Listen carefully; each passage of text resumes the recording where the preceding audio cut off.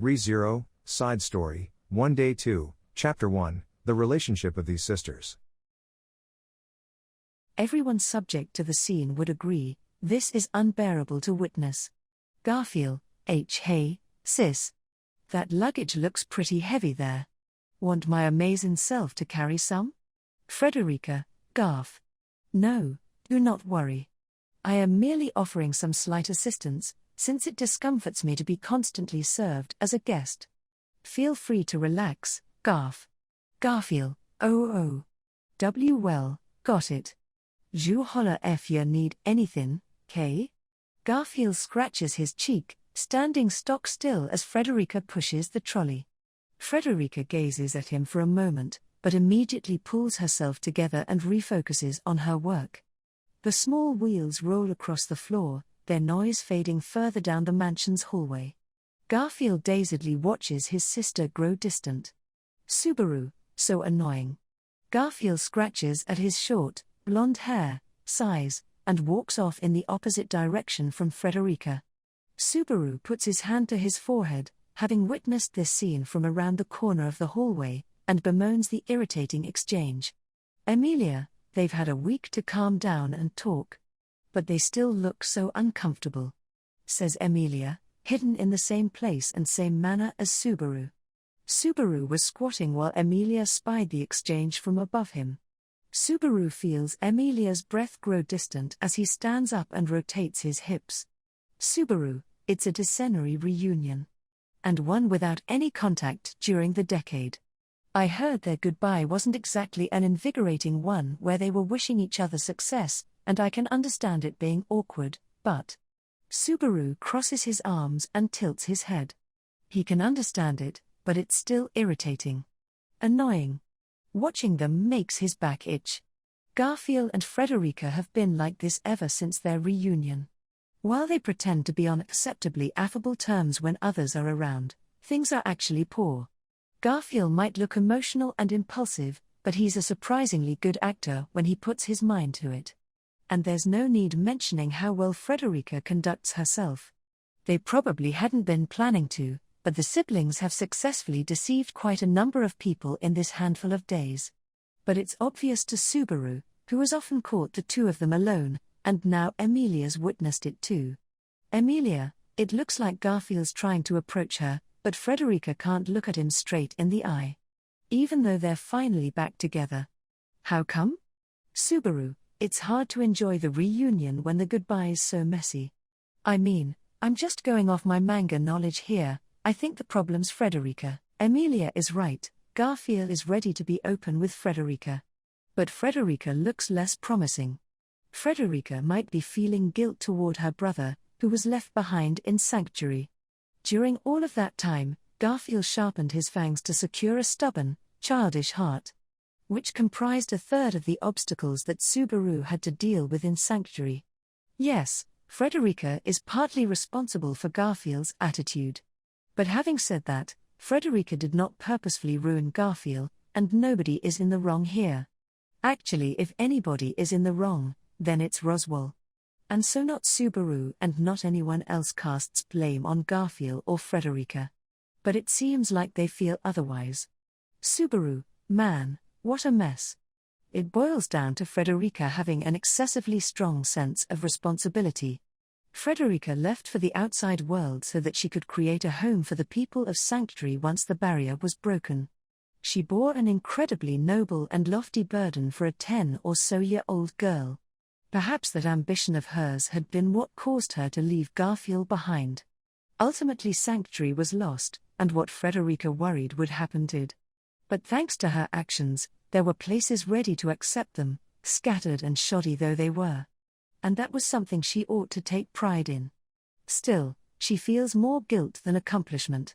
Because her guilty conscience must be overly strong. Subaru, what the hell, you can't do that. When you pull off something amazing, you have to puff out your chest with pride. Emilia, I agree. And if you think you did something wrong, apologize. Then they'll forgive you. I just want them to get along. Both Garfield and Frederica have vanished from the hallway.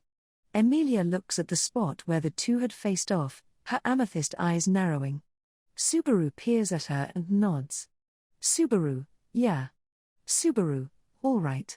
We're gonna give them a little push so they can sort this out. Emilia, give them a push. You mean, have them make up? Subaru, yup. We have complicated brother-sister, sister-brother, human relations here. If the mood's so sticky they can't move, then how about some third parties cause enough ruckus to jolt things? Subaru claps his hands, raising his finger as he makes his proposal. Emilia considers it for a moment in silence, before giving a determined nod. Emilia, you're right. Families should get along. Okay. Let's do it. Let's do our plum best to have them make up. Subaru, who says plum anymore? Mutters Subaru as a motivated Emilia balls her hands into small fists. While thinking, man, it's been a while since we've done those lines, the reprieve from issues stemming from Sanctuary had only been fleeting, as the two problems of terrible post-processing and housing assaulted Emilia's faction. Roswell's plot, parts of which he claimed no responsibility for, had burned down the mansion. They could rebuild it, but reconstructing a building that had been burnt to a clean crisp would take time. It seems that there is no convenient magic in this world to reform objects that have lost their shapes, or any Full Metal Alchemist-style techniques to erect buildings in an instant. Their only choice was to contract a builder from a nearby village or town, or perhaps an architect specializing in noble estates and villas, to build it.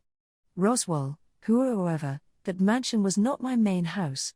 It was an inconspicuous spot to shelter Emilia Summer while leading up to the royal selection.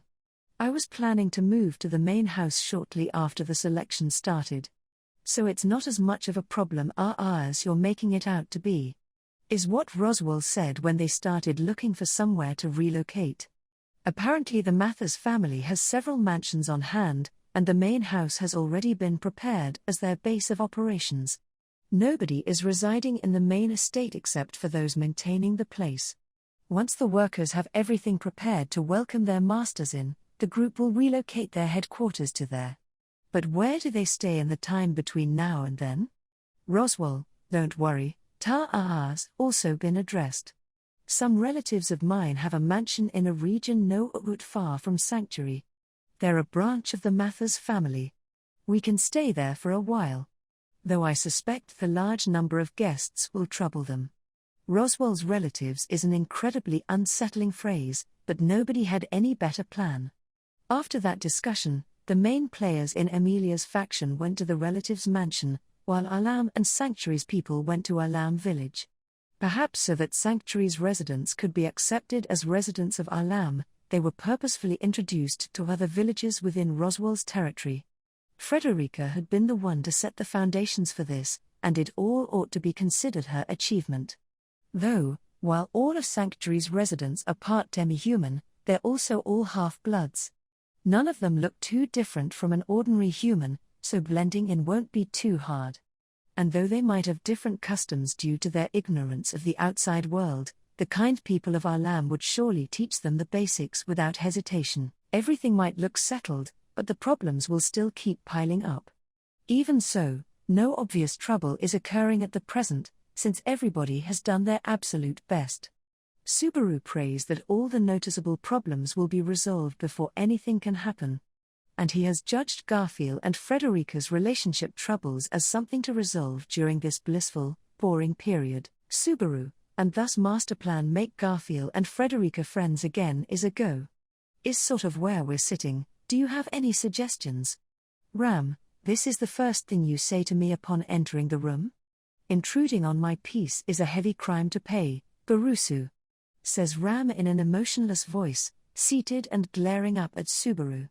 Her face is expressionless as always, but Subaru's relationship with her means he picks out the wisps of emotion swirling in her eyes. As a qualified interpreter of Ram's emotions, Subaru judges that she is currently displeased. Subaru, I know you look at me like that a lot, but does that mean that you're basically always displeased when interacting with me? Don't you ever get tired of being cross all day? Ram, do relax. I only do this when speaking with someone annoying or pointless to interact with. Subaru, I see, all right No hold on. Subaru furrows his brows at Ram while she implies that he is currently one of the two. Ram snorts at Subaru's reaction before closing the book in her hands. She stands from her seat and offers it to Emilia, who stands beside Subaru. Ram, here you are, Emilia Summer. Emilia, thank you. But it's okay. I know it's exhausting if we stay for too long, so we'll be done quickly. Ram, I see. Then I shall gladly take it. Subaru, so you're not offering it to me. You weren't kidding about gladly, geez, sister. Subaru shrugs as Ram seats herself back in the chair. But something that Subaru says makes Ram's brows furrow slightly. She must be reacting to the word sister. Emilia, Rem sounds still the same as before. Ram, indeed. Again today, she's sleeping so quietly that you cannot tell she's alive. Emilia speaks with concern, and Ram replies with her voice slightly lowered. On the bed next to Ram's chair, where the pair are looking, sleeps a girl. With short, blue hair and a face identical to Ram's. A light blue sleeping gown garbs her, and the size of her chest as it pushes the blanket up is the only point of difference between her and Ram. Obviously, this girl's name is Rem. She remained asleep through the mansion fire and their relocation. Until they remove whatever is causing it, she will likely remain sleeping forever. Subaru, do you feel like accepting it yet? Ram, I did tell you. I'm not so thoughtless as to believe entirely everything when I still haven't spoken to her yet, though what I'm seeing is far too persuasive to dismiss entirely. Complex emotion arises in Ram's eyes, and Subaru winds up frowning. Ram's expression as she watches Rem sleep is horribly melancholy from Subaru's perspective, being that he knew their relationship. The elder doted on the younger, and the younger respected the elder. Rem and Ram's relationship was the exact picture of beautiful, familial love. As Rem sleeps, Ram's memories contain not name nor recollection nor existence of her beloved sister. Subaru knew this would happen, he had anticipated this would happen, but it still makes him horribly disconsolate. But even so, Subaru, you say it's complex, but you come visit here every day for her. Ram, I do wonder. Honestly, not even I know what I'm trying to do. But it calms me down to be with this girl you call my sister. No, part of me is unsettled too, but... Subaru, unsettled? Ram, because I'm seeing my own face. Isn't quite it. When I look at her as she sleeps, I feel something astir in my heart. It's as though I'm chasing after mist, something which my hands will absolutely never grasp. Ram puts her hand to her chest. Subaru quietly gulps. Everyone in the world except Subaru has forgotten Rem, but even so, she remains a thorn inside her only blood relative, Ram. Ram doesn't seem to know the name of that thorn, but if it's something that Rem left to her dearest elder sister, then it constitutes more than enough of a clue. Subaru, I'm open to tell you everything I can about what she's like or the times we've spent. Ram, I think we better not. Subaru offers to help Ram recover her memories, but Ram shakes her head. Subaru's brows furrow as Ram puts her hand to her chin in thought. Ram, it's this unreachable hollowness. It's like there's a hole inside me where she used to be. And if there is, anything you fill it with will definitely fall out. And even now, just hearing she's my sister. Her appearance is the most obvious indicator, but it still doesn't feel real. It feels like, the moment I stop these daily visits, even what I'm feeling now will disappear. Emilia, and that's the curse of the witch cult's gluttony? Emilia interjects, looking like she cannot let the topic slide. Ram looks up to find Emilia with her brows lowered in a rare display of anger. Ram, a gross feast of names and memories. My impression of the witch cult was never good, but it's certainly abhorrent now. Emilia, witch cult? Mutters Emilia quietly, her gaze lowered. While Ram's speculation surprises Subaru, the maliciousness of it also makes him wince. This doesn't feel real for Subaru, who remembers Rem clearly, but it isn't that Rem's existence is missing from Ram and Emilia's memories. It's that it's missing in perpetuity. Just how sand never stops falling from an hourglass, it is continuous, ongoing now and forever. Subaru, we can't do anything unless we stop what's causing it. The more Subaru talks about their memories together, the quicker the sand will fall. Perhaps even Subaru will forget the memory the second that he voices it. Ram is concerned that Rem will disappear from the world, or at least that must be part of it. Ram, it seems that you have some thoughts about the cult, Emilia Summer. Subaru bites his lip while Ram looks up at Emilia. Her pale cheeks stiffen as Ram's cerise eyes gaze at her, before she slowly nods. Emilia, I've done lots of thinking about the witch. Because I've been cursed at so much for looking like her. But, the cult is. Ram, Emilia, apparently it's something I wanted to forget. But I can't regard the one I remember and the one that's there now as the same. What could have happened since then, that it's like this now? That's what I want to find out. Subaru, I don't really want to say this, Emilia Tan, but. You get that they're not people you can really communicate with? It'll probably end up as a painful experience. He doesn't want to snuff Emilia's will, but it's unfair for him not to say it. The witch cult that Subaru knows is a giant mass of malice constructed by a bunch of religious crazies. He doesn't know what it used to be like. But that's what the cult is like now. Emilia, thank you for worrying about me. Subaru's concern makes Emilia smile slightly, and she shakes her head. Emilia, it's okay, I understand. What happened in my memories, and the people I was with? It's all a century ago. There's no way they could still be alive. 100 years is so much of a person's lifespan. I don't think I can meet them again. Subaru, but you still want to know what happened. Right? Emilia, I'm sorry, I know it's selfish. But I think I'm the only one who needs to find out. Because I'm the only one who saw what happened there, and the feelings that were there. And what Juice and Mother felt. Emilia's eyes are sad as she imagines the two, but her mouth remains set in a gentle smile. There's her mother's name, and Juice. They're important memories for Emilia, and apparently connected to the old, utterly different witch cult. Subaru, got some really mixed feelings here, Juice-san. Mutters Subaru to himself with a sigh, somewhat resentful toward someone he's never even seen.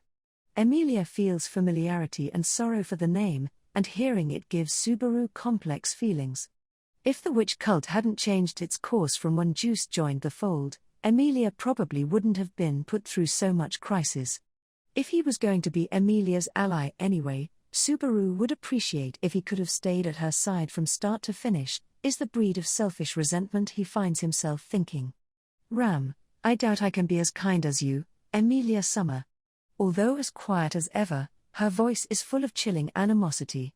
Subaru's breath catches as he looks at Ram as she looks at Rem.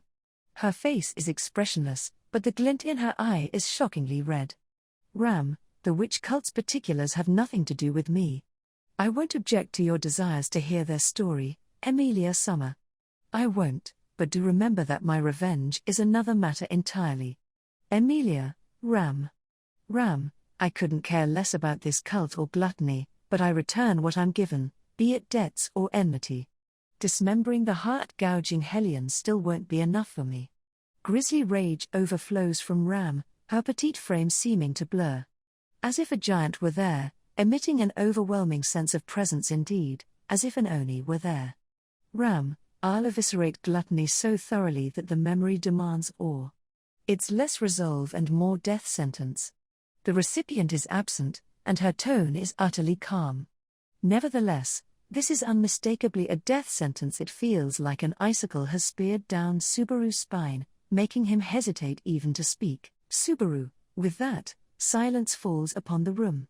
Even the noise from his fidgeting feels like it would break the tense atmosphere, so Subaru cannot move. What does shatter the stressful mood is in fact the person who caused it. Ram, it was unlike me to say that. She sighs, the tense atmosphere vanishing entirely. Subaru lowers his shoulders in relief. Subaru, no, it wasn't unlike you.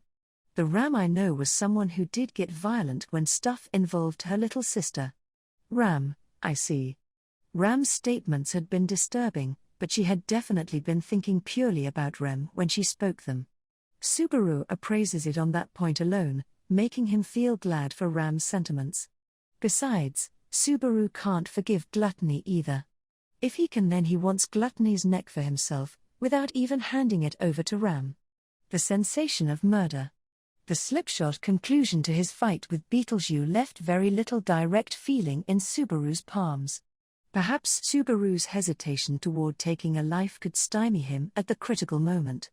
But still, he cannot forgive gluttony, and he has the resolve to do it if it's to save Rem. Subaru, we got really off topic. Subaru scratches his head, his dark thoughts not showing in his expression. Ram looks at him meaningfully, and Emilia looks at him concernedly, but Subaru had managed to smile at both of them, surely. Ram, you're right. Now, since you're intruding on me as I enjoy my unexpected holiday, I'm sure your business must be suitably important. Subaru, why are you so audacious when pressuring people? Frederica's in your position and she feels so apologetic about getting guest treatment that she's helping in the mansion. Ram, I'm wounded.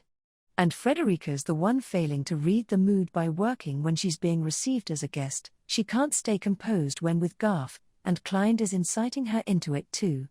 Subaru, Klein-san is? This is the name of the Mathers family's young butler who is tending to Subaru and the others. He is handsome, with a slender face, who exudes an incredible aura of grace and capability.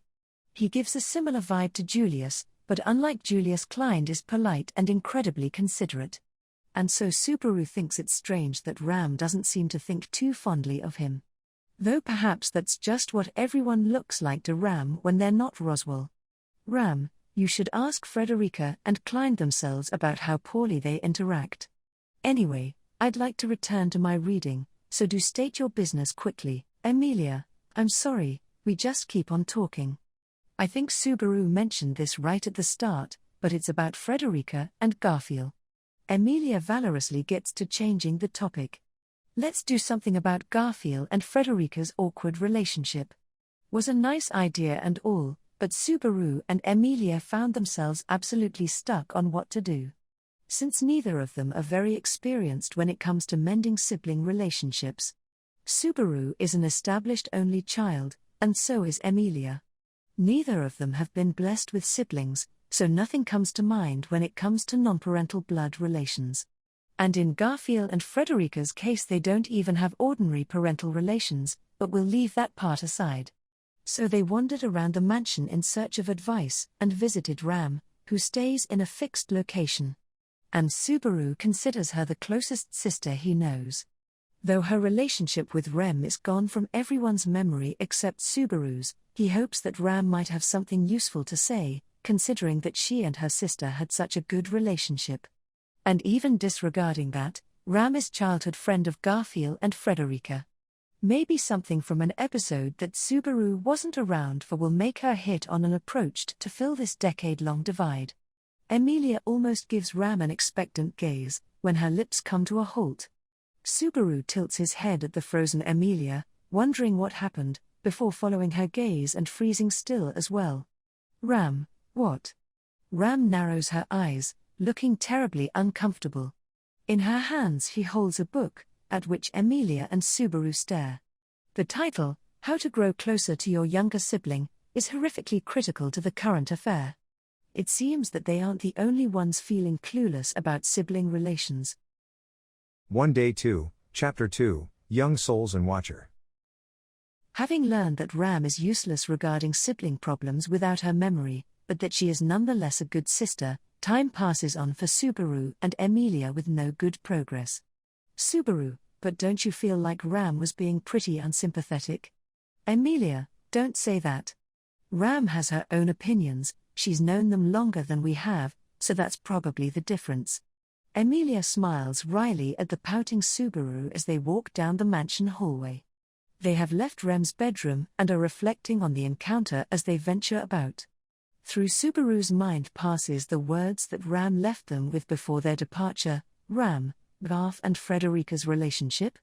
It should be fine to just leave them be. They aren't children. Well, Garf is a kid, but he's not bereft of his own ideas.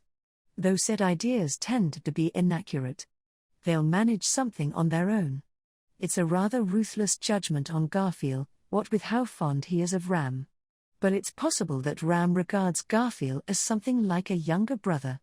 His crush could be called cute, were the feelings not so intense and violent. Poor Garfield, infatuated with a fortress of a woman. Emilia? What's wrong? Subaru, no, it's nothing. Was just reflecting that man, Garfield's not the only one looking at a tall hurdle. Emilia? Emilia tilts her head cutely. Subaru hates how her mind utterly fails to put together what his gaze and words mean. Perhaps the fact that he winds up forgiving it is one of those foibles of loving someone. Subaru, anyway, so Ram's out. Who to consult next? Emilia, huh? You're going to keep trying. Subaru, well yeah. We haven't solved anything yet, and there's nothing manly about giving up 'cause you stumbled on the first step. Don't you want to improve their relationship too, Emilia-tan? Emilia, I do, but Ram knows them best, and that's what she said, so maybe that's the best thing to do. Subaru, leaving them be might solve the problem over time, but you can't forget that it's been a decade since they parted. I'm not going to wait another decade for them to reconcile. I want to give them a shove so they make up quickly. Subaru insists that they stick with the plan, while Emilia seems somewhat pressured by Ram's statement. That said, while Subaru does want Garfield and Frederica to reconcile, he also wants to keep this chance to do things with Emilia from escaping. Since no matter what Subaru does in this caper, it won't escalate into bloodshed. Could this heart, after all that protected trial and error, ever feel so light? Emilia, what happened? Subaru, you just burst into a grin. Subaru, no, was just thinking that mulling over things without being frantic about it is bliss. Wow. No matter how everything falls, there's no bloodshed and nobody dies. Emilia, Subaru. Subaru shoots her a thumbs up, his teeth sparkling, but Emilia looks at him with incredible pity. Subaru thinks back on his statement, figuring that he must have said something strange. And then shocks himself at what a brutal, inappropriate comment it was, and how impoverished his desires are. Subaru, disregard that, Emilia-tan. Emilia, it's okay. I know it's been hard. I'm sorry I didn't realize how you felt. Subaru, maybe you should spend the day resting in your room. Subaru, no, not happening, and that reactions for when you don't realize how I feel. Emilia gazes at him with sympathy. And, at that point in the conversation? So you're the ones making this racket, I suppose. Sighs a voice. Subaru looks over to the speaker, to find a girl in an extravagant dress standing there. Beatrice. She has come from the other end of the hallway and stopped to look at Subaru and Emilia, her brows furrowed on her cute face. Beatrice, you two are certainly enjoying yourselves, in fact. I can hear you're arguing from the other end of the mansion, I suppose. Subaru, there's some sarcasm. If you're sad you're not included, then just say it. We'll let you deliberate with us in our profound discussion hour. Beatrice, who said anyone is sad about being left out, in fact. Don't just go saying whatever you want, I suppose. Beatrice crosses her arms, her cheeks red with indignation. Both Subaru and Emilia have to smile at how incredibly Beatrice the attitude is. About a week has passed since Subaru and Beatrice formed their contract. That said, nothing especially dramatic changed about their relationship. Subaru teases Beatrice like always, and Beatrice overreacts. These exact same exchanges unfold endlessly for these two. But Beatrice has been more out and about lately, and sometimes, as if remembering something, she comes to hold Subaru's hand. Subaru, and so on is what you say, but really you're here because you wanna hold my hand. Oh geez, this poor girl's too much. Beatrice, don't distort Betty's actions by giving them these weird pretexts. In fact, Betty keeps touching you because circumstances demand it, I sue. Subaru, I suppose. Subaru, it is adorable how you reminded yourself to say that. Emilia, Subaru. Emilia cautions Subaru as Beatrice's face goes red. Subaru pokes his tongue out at Emilia and reaches out for Beatrice. Her hand lightly closes around his fingers, before she rethinks it and timidly grasps his hand proper. It's what Beatrice always does. He feels her small fingers on his palm. This tickly, awkward touch is the fruit of Subaru's labor. But this time Beatrice does not do it, and instead she simply stares at Subaru's hand, hesitant. Subaru, what's up? I do wash my hands after going to the bathroom. Beatrice, I wasn't worried about that, but now that thought's going to be in my head, and it's disgusting, in fact. No, it's something else. Beatrice glares in response to Subaru's unneeded comment, and she glances behind her. Subaru tilts his head at that, when he hears the answer come from down the hallway. Where'd you go, Beatrice-chan? A voice calls from down the hallway, beyond a corner, searching for Beatrice. The voice is female, filled with affection and friendship. But hearing it makes Beatrice's shoulders hitch up. Beatrice, eep. Squeaks Beatrice, her eyes darting around before she dives into a nearby room. Subaru and Emilia watch on wide-eyed as Beatrice peeks out from behind the door. Beatrice, tell her that I'm not here, I suppose. Please, in fact. Subaru, hey. Beatrice, please, I suppose. With that, she silently shuts the door. Subaru shrugs while Emilia furrows her brows in confusion. And? Oh. Subaru, a girl appears from beyond the bend in the hallway, her face lighting up as she comes darting over. With the skirt of her maid outfit fluttering, the auburn-haired girl trots near. It's Petra.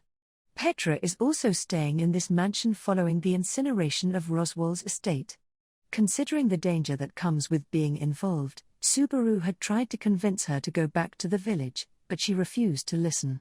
Petra has been utterly focused on helping with odd jobs around this mansion as part of her maid training. What an ambitious, disciplined girl, Subaru thinks. As if complimenting Subaru's thoughts, Petra curtsies politely to Emilia. Petra, please forgive me, Emilia Summer. I present my apology for having raised my voice. And says that. The childishness she displayed towards Subaru instantly disappears, and Emilia's eyes widen at the maidly behavior. Emilia, it's okay.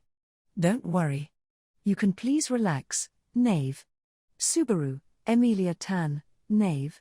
Emilia is going to need to learn how to respond when others humble themselves around her. But putting aside that messy yet heartwarming conversation, Subaru, so, what's up, Petra?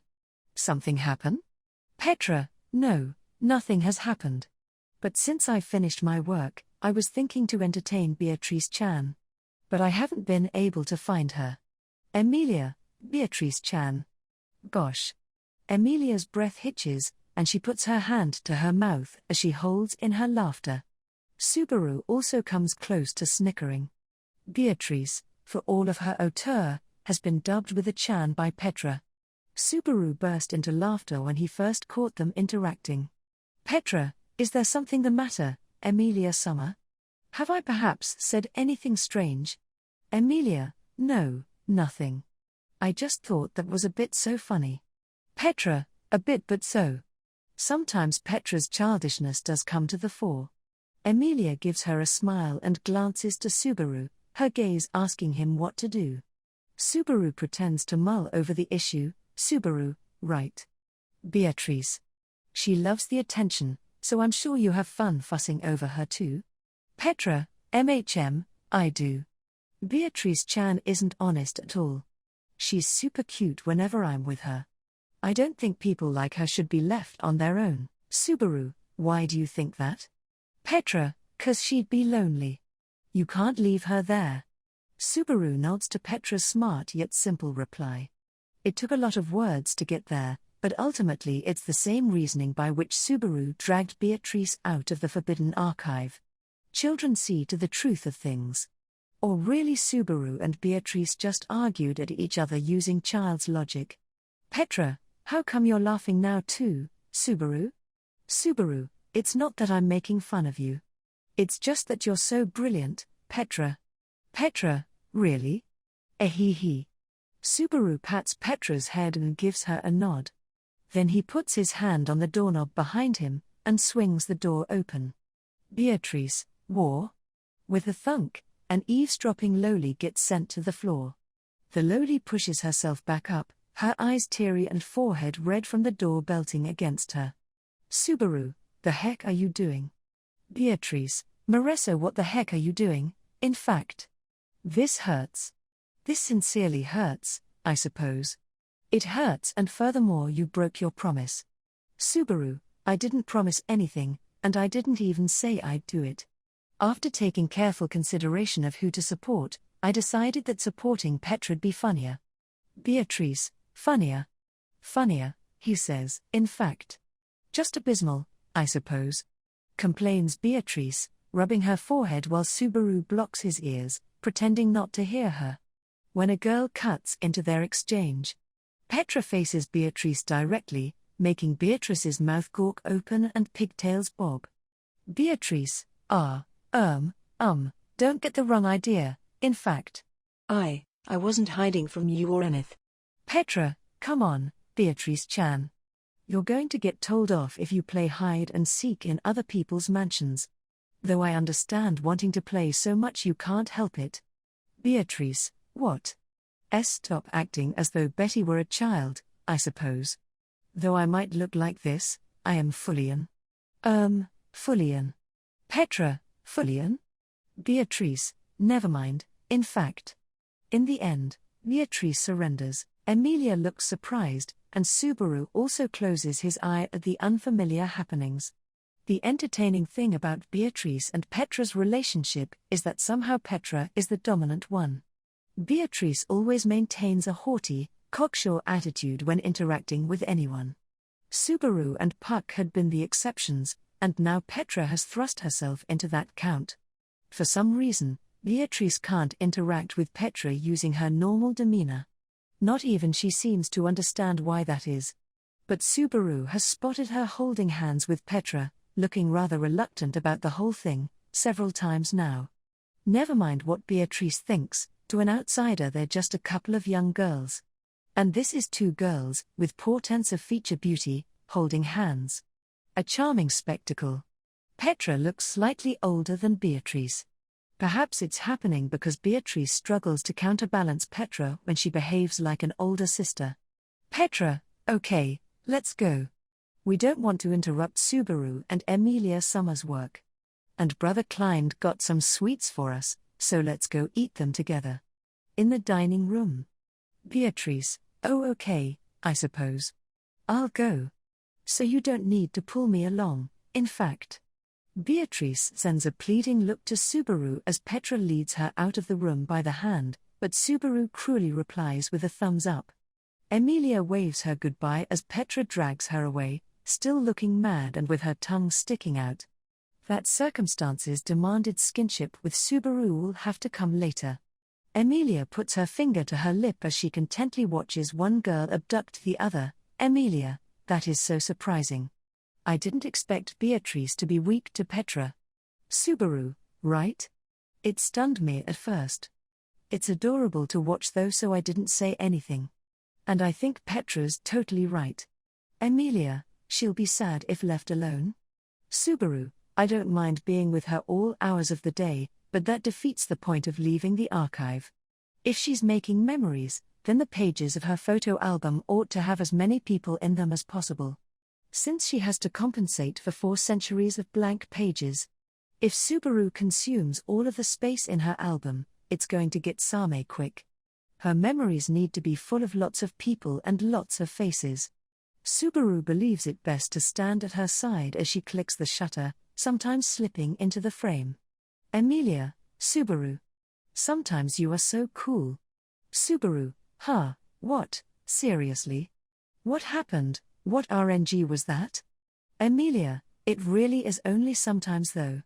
Subaru scratches his cheek as Emilia giggles. While it was somewhat joking, compliments from Emilia inevitably get him excited. He wants to always be reminded of this feeling whenever he teases Beatrice. Gotta keep teasing her now. Subaru, feels like the aims and the means swapped places, but you do get that sometimes. Now, we got to see that heartwarming sight. So next is? Indeed, a heartwarming sight. The spectacle of 2 girls with their lovely souls, smiling as they join hands. That is this world's splendor. Effulgence. Emilia, eek. Just when Subaru starts moving to the next topic, a voice speaks up that makes Emilia yelp. Because the speaker's arrival is just that abrupt and unexpected. And their location is just as unexpected as their arrival. This character stands behind Subaru, so close that he can feel their breath on his neck, their expression nonchalant as they join the conversation. I do apologize for the surprise. But I could not suppress my occupational urge to present you with astonishing service. Misfire. Subaru, see Klein-san? Klein, yes, this is Klein. I do hope that I have not fouled your temper. Trepidation. A handsome, slender man gives them a perfect bow. His blue hair is just long enough to touch his shoulders, and he wears a monocle on his left eye. His starched, black butler suit seems to take joy in being his clothing as it perfectly displays its potential, his every movement so refined that Subaru unwittingly has to stand up straight. This man's posture is so perfect that it could be a match for Wilhelm's, but the aura that Klein exerts differs from the sword demon's. If Wilhelm gives the impression of a honed blade, then Klein is the flow of pristine waters. Material beauty is dissimilar to conceptual beauty, though both soothe the mind equally. Subaru, it's kind of shitty to show up behind people out of nowhere, Klein-san. Almost had a heart attack. Klein, should that occur, we will devote our utmost efforts into your resuscitation. There is no need to fret, for everything is well. Death's door. Subaru, except that's no help at all. While Klein's polite gestures remain strong, his reply falls apart terribly. However, his current behavior gives no indication to his personality or capabilities. Klein is as excellent a servant as he appears, being the paragon butler of the Milord household. Although young, he keeps the mansion in order with his bold personality. And that isn't all, he's even capable of swordsmanship in an emergency. He is so skilled that, when they first met, Garfield tried to pick a fight with him. Guy's pretty fucking good. Though Klein ignored the duel invitation, however, for all of Klein's excellence, he does have some flaws. One of them is his demonstrated penchant for mischief. Another is, Emilia, Petra hasn't been any trouble for you, has she? I know that you're letting her participate in the work, but I'm still kind of worried. Klein, there is no need for worry. Petra is outstanding for a girl of her age. I await to see how her proficiency and beauty shall bloom. Envy. Emilia, I see. Thank goodness Klein, however, she shall grow into an adult, which I find a terrible shame. Chagrin. Klein furrows his brows, looking utterly disappointed. This is one of his flaws, and a big one. Klein is extremely interested in young girls like Petra and Beatrice. Putting it straight, he's into little girls lolican. Klein, what could be the matter, Natsuki-sama? You look as though you've seen a prospective criminal. Have I perhaps done something untoward? Confirmation.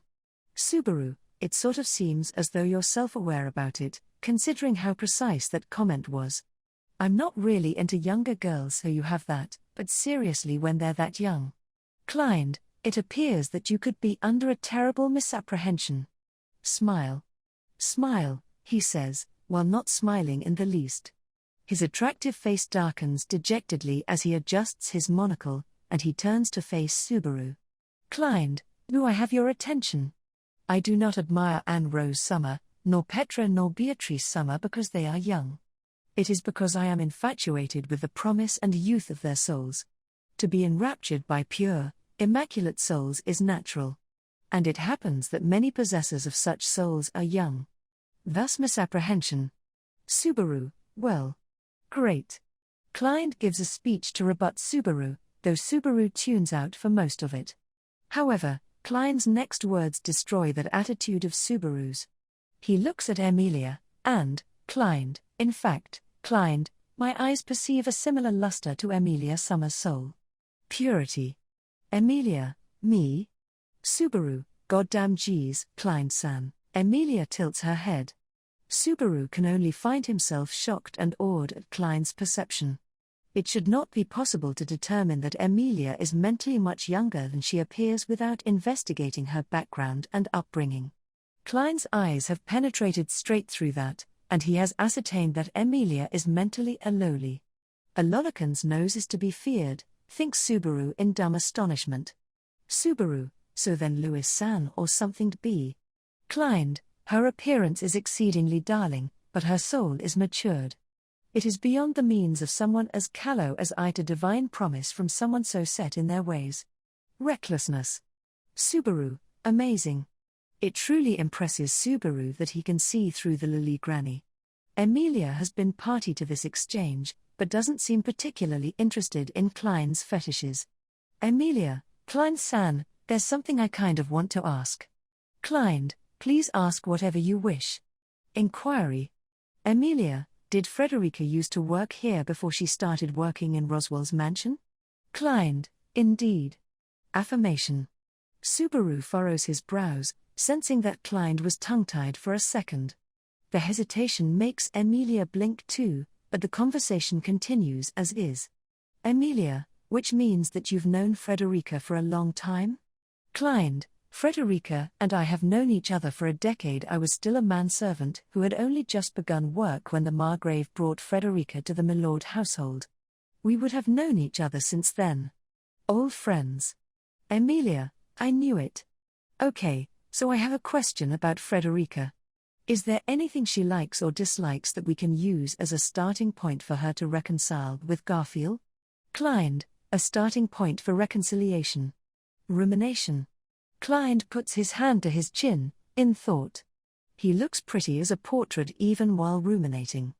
Subaru fiddles with his tracksuit zipper while lamenting, so hot guys can get away with being lollicans. About the amazing differences in beauty. After a minute of thought, Klein nods with a quiet sight. Klein, I shall make chicken the primary dish for Anne Rose Summer's next birthday.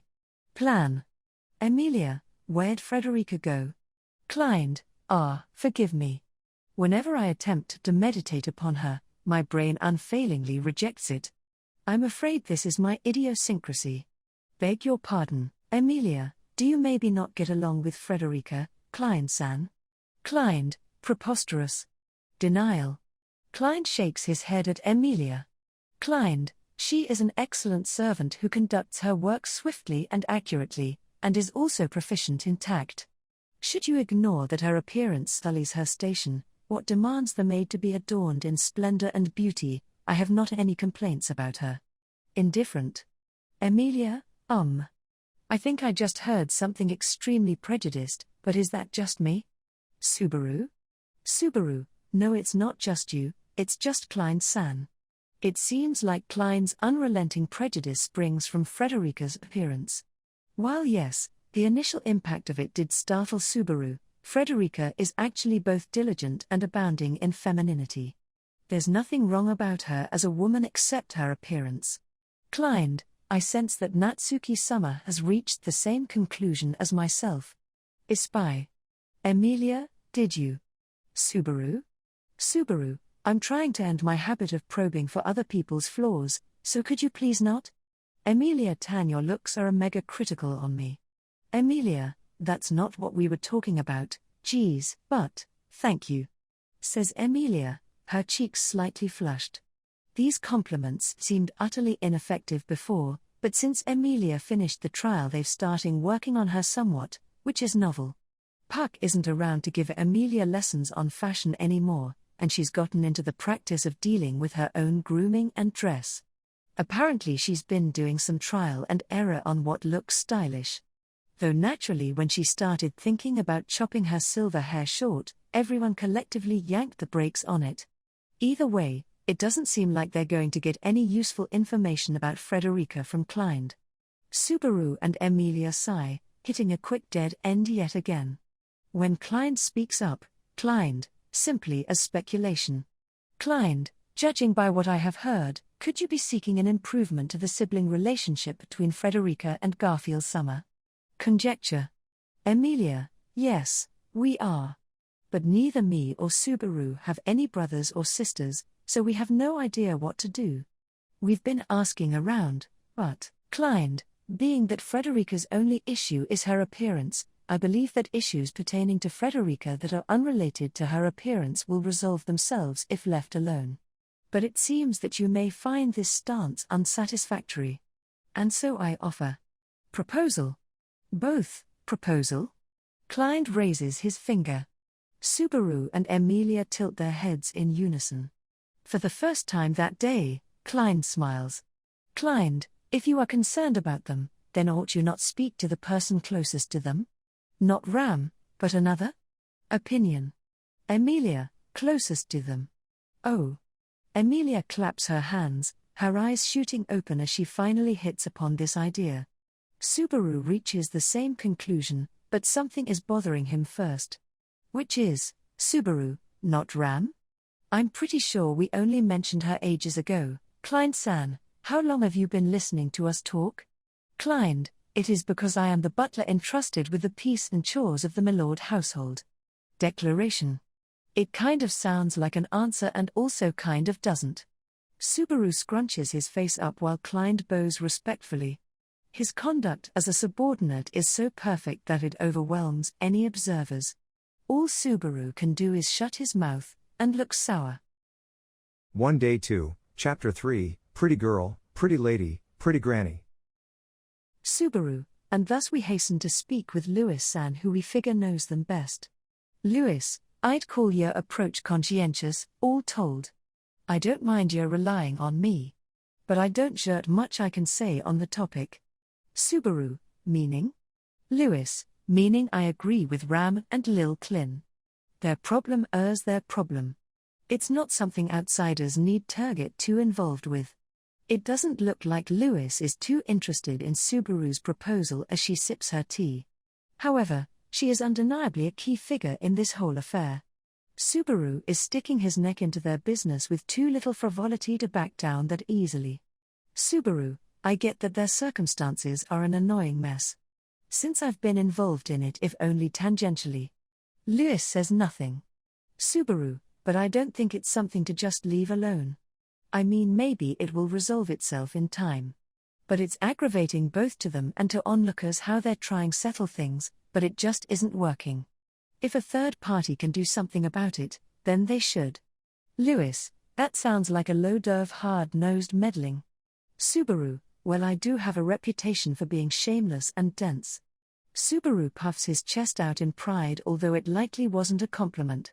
Lewis smiles wryly at him. The two of them are in a corner of the large room given to Lewis, sitting across from each other at a table as they sip from their cups, silently wetting their throats with tea. When? Excuse me, guys? A voice calls to them from a short distance away. The speaker narrows their amethyst eyes, their gaze akin to glare as it pierces Subaru. Dissatisfaction laces the voice of the speaker, unincluded as she is in the conversation, Emilia. Subaru, what's up, Emilia-tan? I mean, you're cute when you're angry, but your forehead's getting all wrinkled.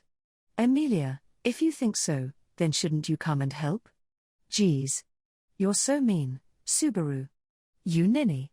Subaru, who says ninny anymore? Subaru smiles at Emilia's proficient and adorable use of outdated language as he sets down his teacup. He looks again at Emilia, and tilts his head at the situation she faces. Subaru, you can really call this a spectacle. A fantastical drama unfolding between a pretty lady and some pretty girls. Lewis, you're gonna make me blush, saying that.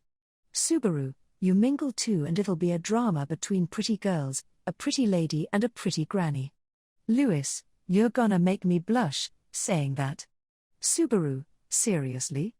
It shocks Subaru that, just when he expected her to grumble at him, she accepts it. Lewis's cheeks as she watches on with Subaru are faintly red. The two of them gaze at a bunch of Lewises identical to the blushing Lewis, surrounding Emilia in a mob. They brought 26 Lewis doubles from Sanctuary in total. These are the subservient, non-sentient doubles who are not the representative Lewis. Though the faction has no tasks for them, they cannot simply leave them sitting there, so they present another issue for everybody to mull over. And the biggest problem here is, Emilia, don't just look. Subaru, come help me. Subaru, I'd love to, but they're not gonna listen to me. You and Garfield are the only ones who can command them. Just gotta finagle them with some witty eloquent language. Emilia, I know, but we only just had a terrible fiasco when I told them to step away. Did you forget, Subaru? Subaru, nobody would forget a 3 days past organized search effort that went all the way over the mountains. Subaru thinks back on the debacle from 3 days ago. Crystals in Sanctuary govern the Double's command right. One had been installed in the tomb, and one in the laboratory, each of which recognized either Emilia or Garfield as right holders, and presently continue to do so. Meaning that the Doubles remain in a doll-like state, unable to act without Emilia or Garfield's orders. They pay no heed to anyone else's instructions. Garfield says that, if they leave them without any tasks, they will literally sit there doing nothing until they die and disappear. The debacle from 3 days ago happened when Emilia, ignorant to the command right's limits, tried to have the Doubles spread out a little distance from the mansion by telling them to step away. The annoying part is that the Doubles have their own personal differences, and interpreted the command in slightly different ways.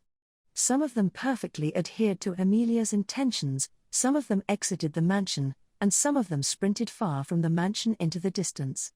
Were it not for Garfield's nose and legs, they might not have retrieved them all. They can't just leave these cute, doll-like girls to walk around undefended. And it's problematic if people start questioning the Doubles. Subaru, twins or triplets is one thing, but nobody'd believe in 26 duplets. Subaru doesn't remember what the Guinness World Record was, but it was probably less than 10. There's no point even considering it, there is no way they can use the siblings' excuse here.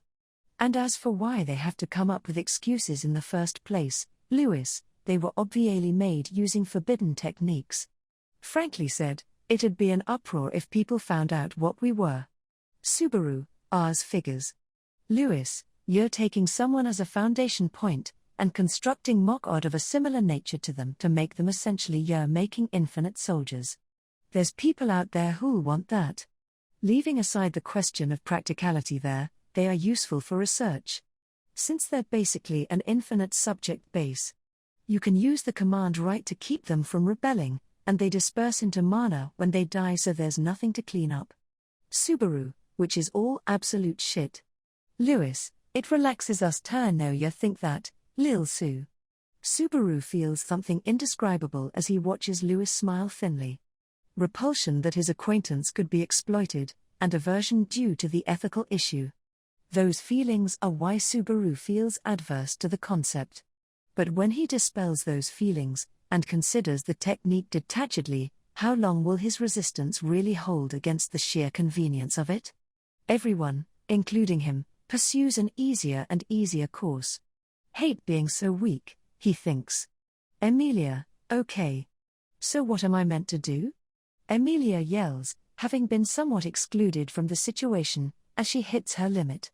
The mob of Lewises isn't doing anything, but the silent pressure they exert on Emilia isn't sanitary for her mental health.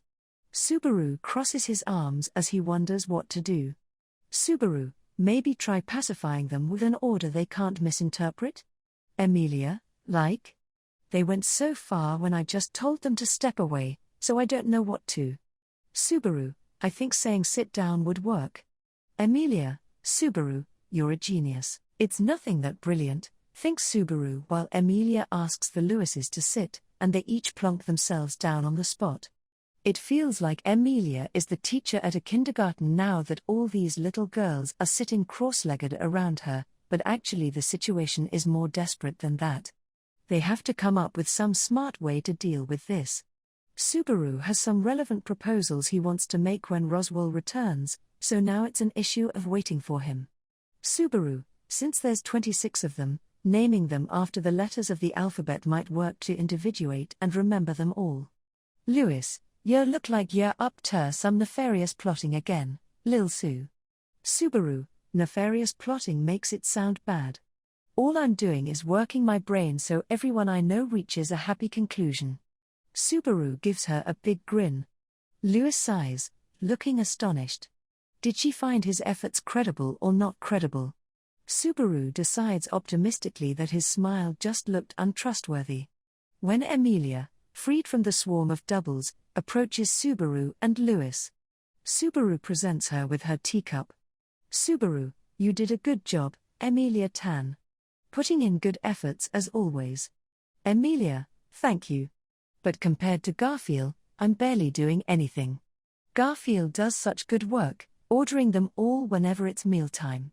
Emilia takes a sip and sighs as she looks at the doubles. The people usually looking after these girls are the representative Lewis, and Garfield, the other command right holder. Garfield especially is tending to the girls with exquisite care, ensuring that none of them starve to death or get stranded, grumbling about it all the way. He's had far more experience with them, for he's been interacting with them throughout his time in Sanctuary. Though that's unlikely to console Emilia. Subaru, well, just gotta take it easy. Garfield's doing some amazing stuff, but I think it'd be nice to have a more advanced solution. Emilia, advanced solution? Subaru, I'll tell you once Roswell's back. Until then, care to soothe my mind by freaking out some more in a herd of little girls? Emilia, you are so mean. Emilia puffs out her cheeks in indignation, which is adorable. Either way, his plans are still in the draft stage and thus unready for the public. He'll iron out more of the details before he reveals it and basks in the praise. Subaru, anyway, how about we leave the Lewis double problem for a moment, and get back on topic? Lewis, my answer's still the same. I'm not thinking to do anything. Much to get them moving. I think they're trying to keep from worrying me. They act like things are going reasonably well between them whenever I'm around. Emilia, that is so saucy of them. Subaru, who says saucy anymore? Subaru averts his gaze to disregard Emilia's glare, and thinks about the wily siblings. They are equally unwilling to make Lewis worry. And they've figured out how to compensate for it without actually discussing it with each other. Though they know each other so well, they can't make that last step. The key reason for that has to be Subaru. Yeah, it's because of their mother. Lewis says nothing. Emilia, their mother. You mean, the one who left them behind in Sanctuary when they were little? Subaru, I've only heard the second-hand story, and I haven't asked about what she was like. Actually no, Frederica told me she was extremely unlucky, but that's about all. I mean, I figure it's a given, but you did know her, right, Lewis-san? Lewis puts her teacup to her lip, letting the time drag on and on. But this is not enough to escape Subaru and Emilia's focused gazes. She gives a long sigh, and without looking at the couple, Lewis, their mother, Licia Tinzel, isn't a topic I particularly want to talk about. Subaru, so she's someone you'd rather not remember? Lewis, I didn't dislike her nothing. Liked her a lot actually. She had that friendly kind of charisma, and her circumstances were the unfortunate thing, which you can see since the misfortune didn't kill her. Her household was ruined and she was sold into slavery, then bandits attacked and destroyed the traders. The bandits took her home as their spoils, got her pregnant. It's essentially the picture of misfortune. Subaru, Frederica has told him all this before, but it's still a horrible story. Emilia has no words for how heartrending it is. Though that final part of the tale may have eclipsed her understanding. Lewis, but Licia didn't end in misfortune. The bandits took a liking to her, so she lived and raised her child. Until another band of bandits destroyed the first one, and they entertained themselves with her again. Subaru, most people wouldn't recover after all that, Lewis, but she did. The bandit group collapsed, she met Lil Roz on her travels and gained his patronage, entrusted Frederica and Lil Gar terrace him, then left Sanctuary to search for Lil Gar's dad. Subaru, she did. Garfield said he thought his mother abandoned them. Lewis, that's probably his weakness talking. Since there's hope in being abandoned. Subaru's breath catches at the seemingly inappropriate word, hope. Where in this tale is there any hope? Before Subaru can figure it out, Emilia lowers her eyes. Emilia, she isn't coming back because she abandoned us. Means that their mother might still be alive, is that the hope? Lewis says nothing. Emilia, if she promised that she was leaving for a purpose, but still wasn't coming back. It's too frightening to think about. Lewis shakes her head, looking miserable. Lewis has told them the real reason why their mother left Sanctuary. And why had Licia's promise never been kept? The question lends itself to a horrible answer. Garfield has seen his mother's passing. And that fits everything perfectly. Emilia, I wonder if they know. Lewis, Licia left them after Frederica was old enough to be self-aware. I doubt she's forgotten it. And Lil Gar. Well, who knows? Emilia, I think Garfield remembers. No, remembered too. Otherwise he wouldn't look so joyful when looking at Subaru. It's possible that Emilia's thinking of something different from Subaru, but he figures that the happening in Garfield's past, his farewell to his mother, has been resolved and reached conclusion. The problem is that Frederica and Garfield have not secured that closure equally. Frederica might still feel something very deep-rooted about the whole issue. It does seem like Frederica is the one avoiding Garfield. That's the impression Subaru gets when thinking back on their exchange. Subaru, incidentally, do you know anything about what happened to Licia-san after that, Lewis-san? Lewis, I never asked about it. And that ain't a lie. Sometimes you just don't want to know the truth, and so it goes for me.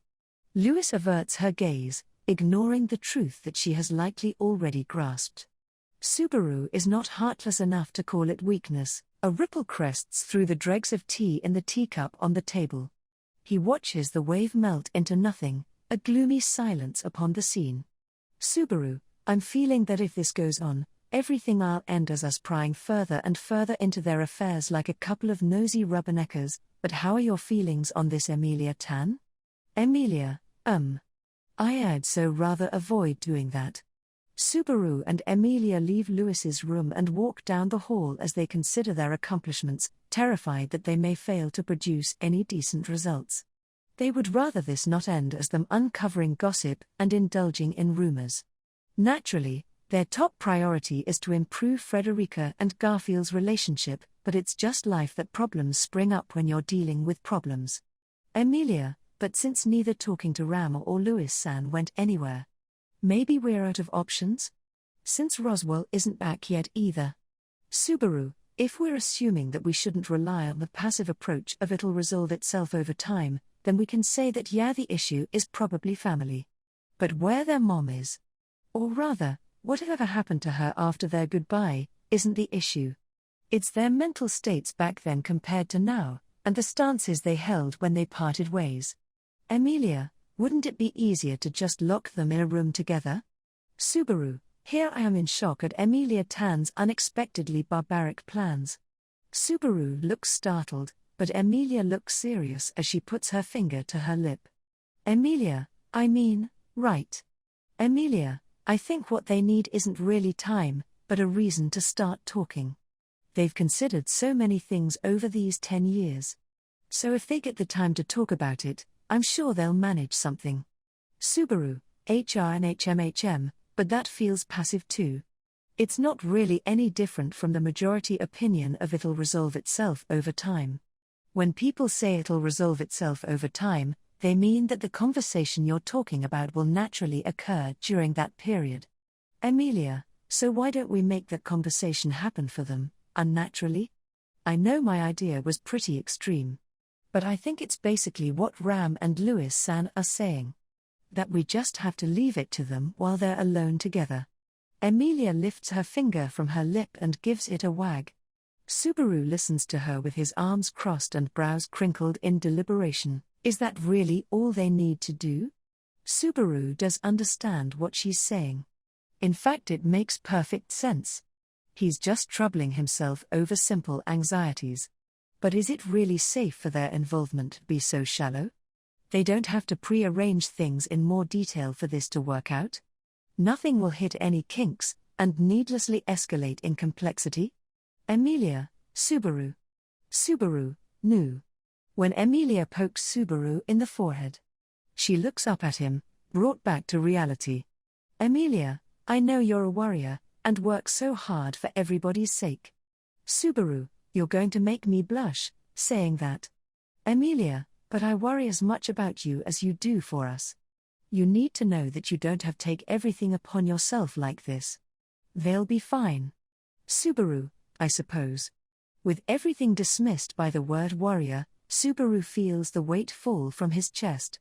The burden in his heart was that kind of intangible boulder which he had gone shouldering upon himself.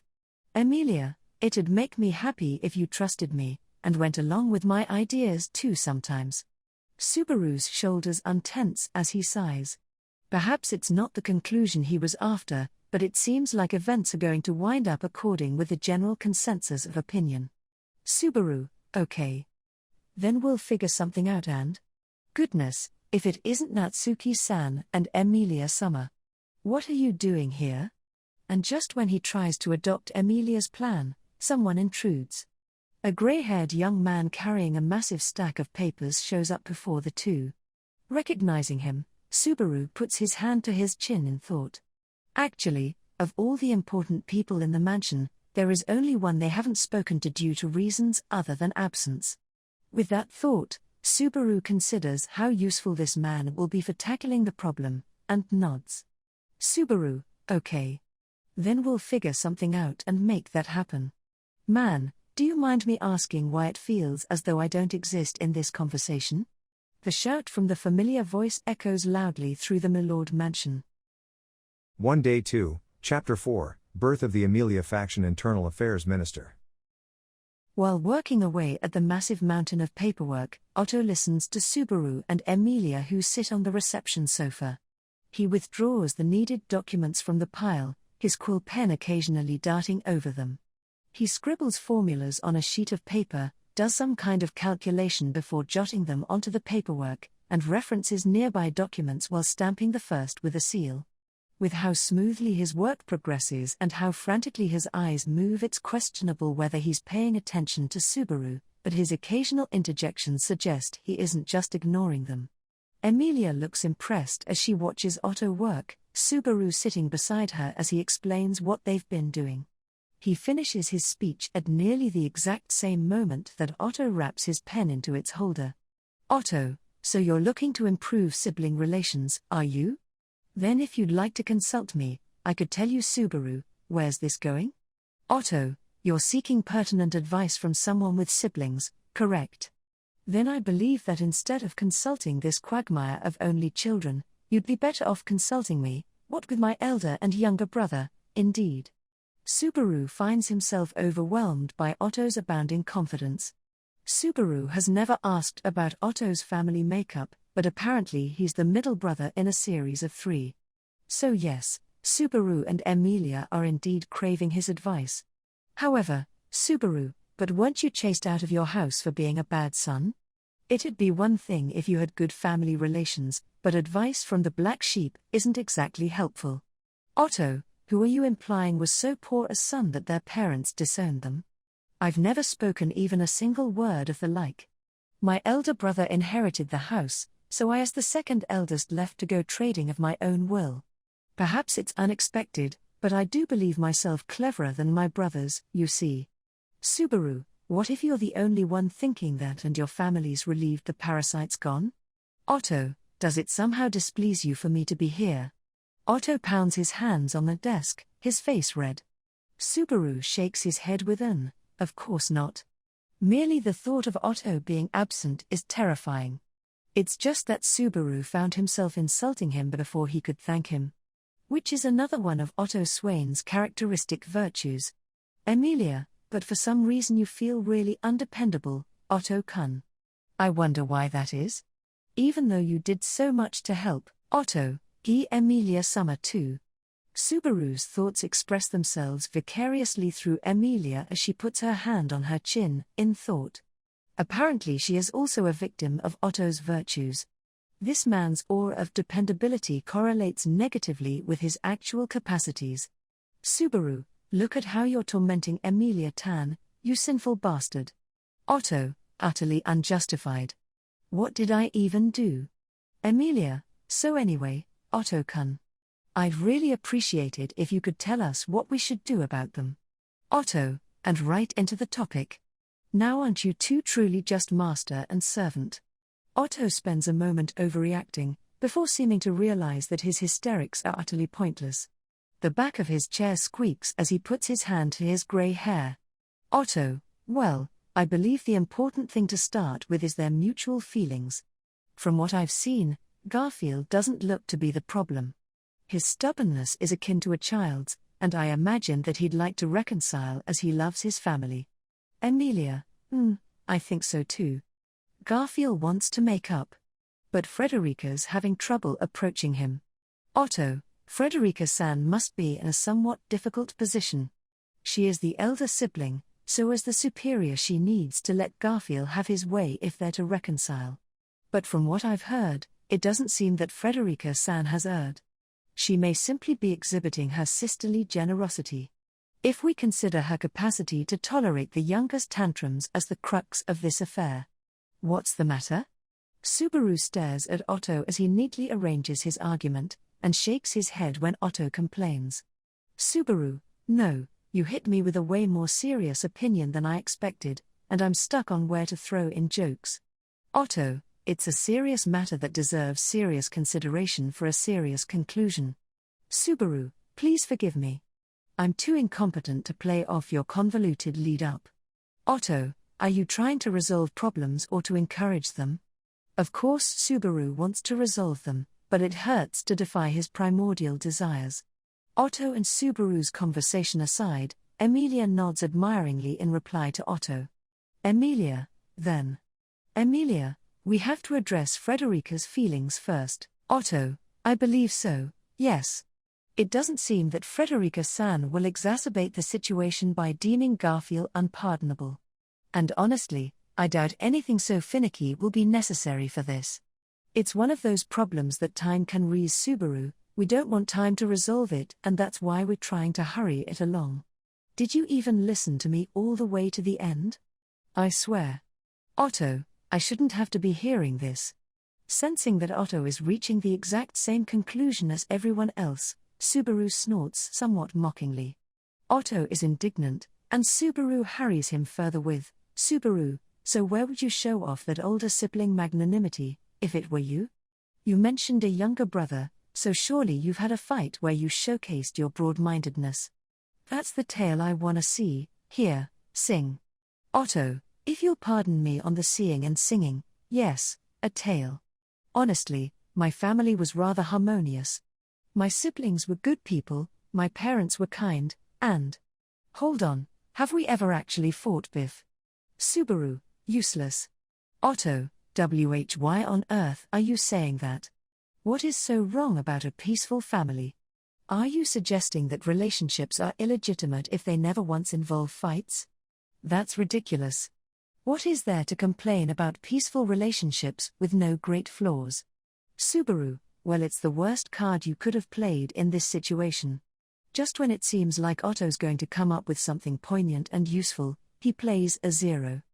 Seeing that Otto can counterbalance even Subaru's ridiculousness, he probably never got so enraged that he started slinging curses and insults around pertaining to issues of family. Or perhaps everyone in the Swain family shares the same bullyable temperament as Otto. A home where life was peaceful, but only because no tormentors were around in the empty Eden. Subaru, this poor, sheltered young lad. Otto, it feels like you are insulting me immensely, but perhaps that's just my imagination. Emilia, hau. Otto yells at Subaru, who lets his imagination spread its wings.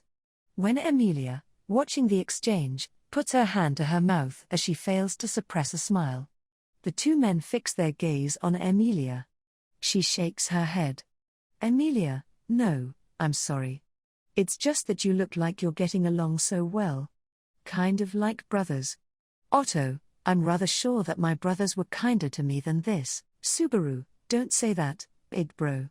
We always treated you like this, brother, you just didn't realize. Face the reality, my brother.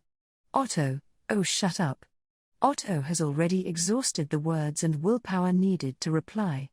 Subaru pouts at him as he incessantly continues, brother mine, dear brother, broem, browski, bub, brosiv, esteemed brother my elder, and so on. Emilia gives a clap of her hands. Emilia, ah. What do you two always do when you reconcile? I think Otto-kun always concedes, but figuring this out might bring us closer to the answer.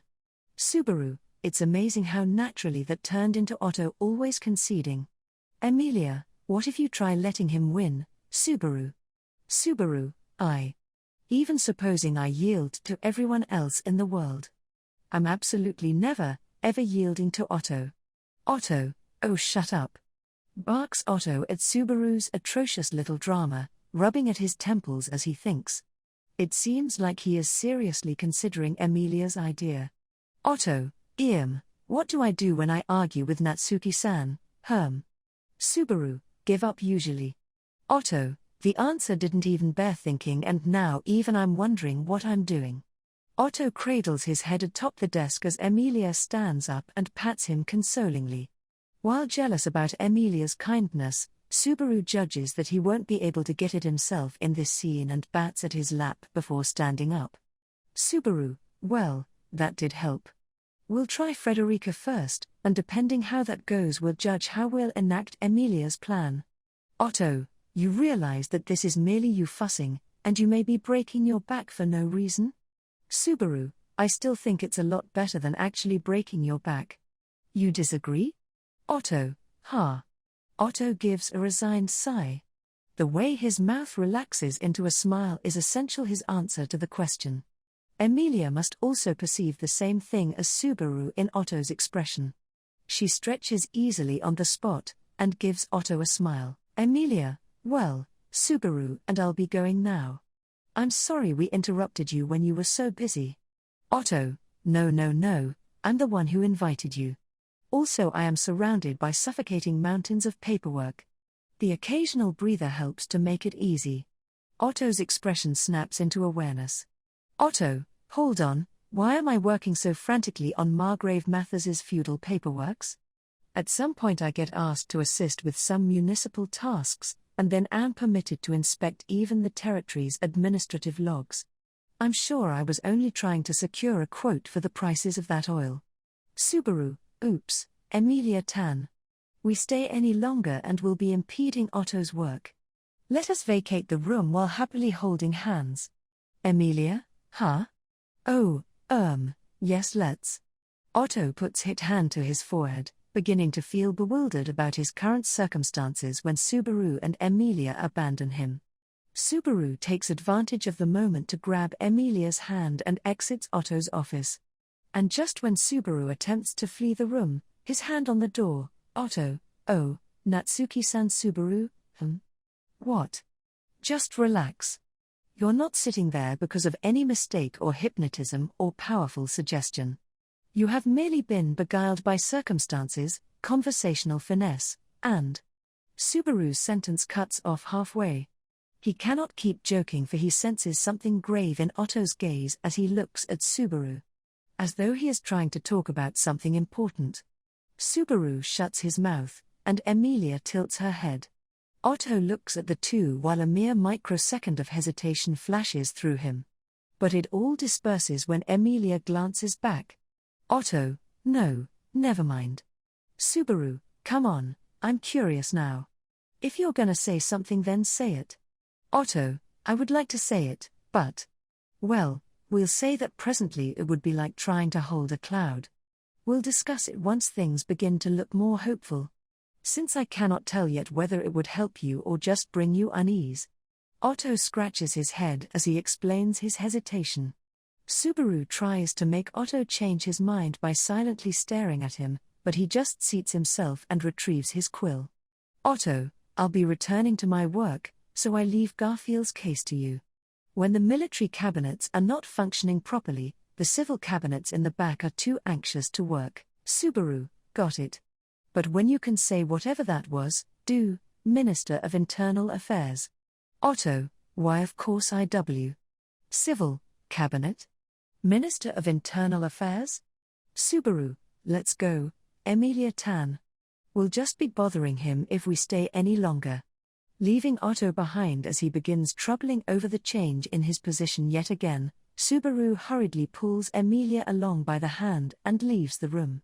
Emilia's eyes dart about in confusion, and she glances back at Otto the moment before the door closes. Emilia, Otto-kun, good luck with your work. Unclear whether she's worried for him or giving him a boot in the ass, Emilia calls out to Otto as she leaves the room.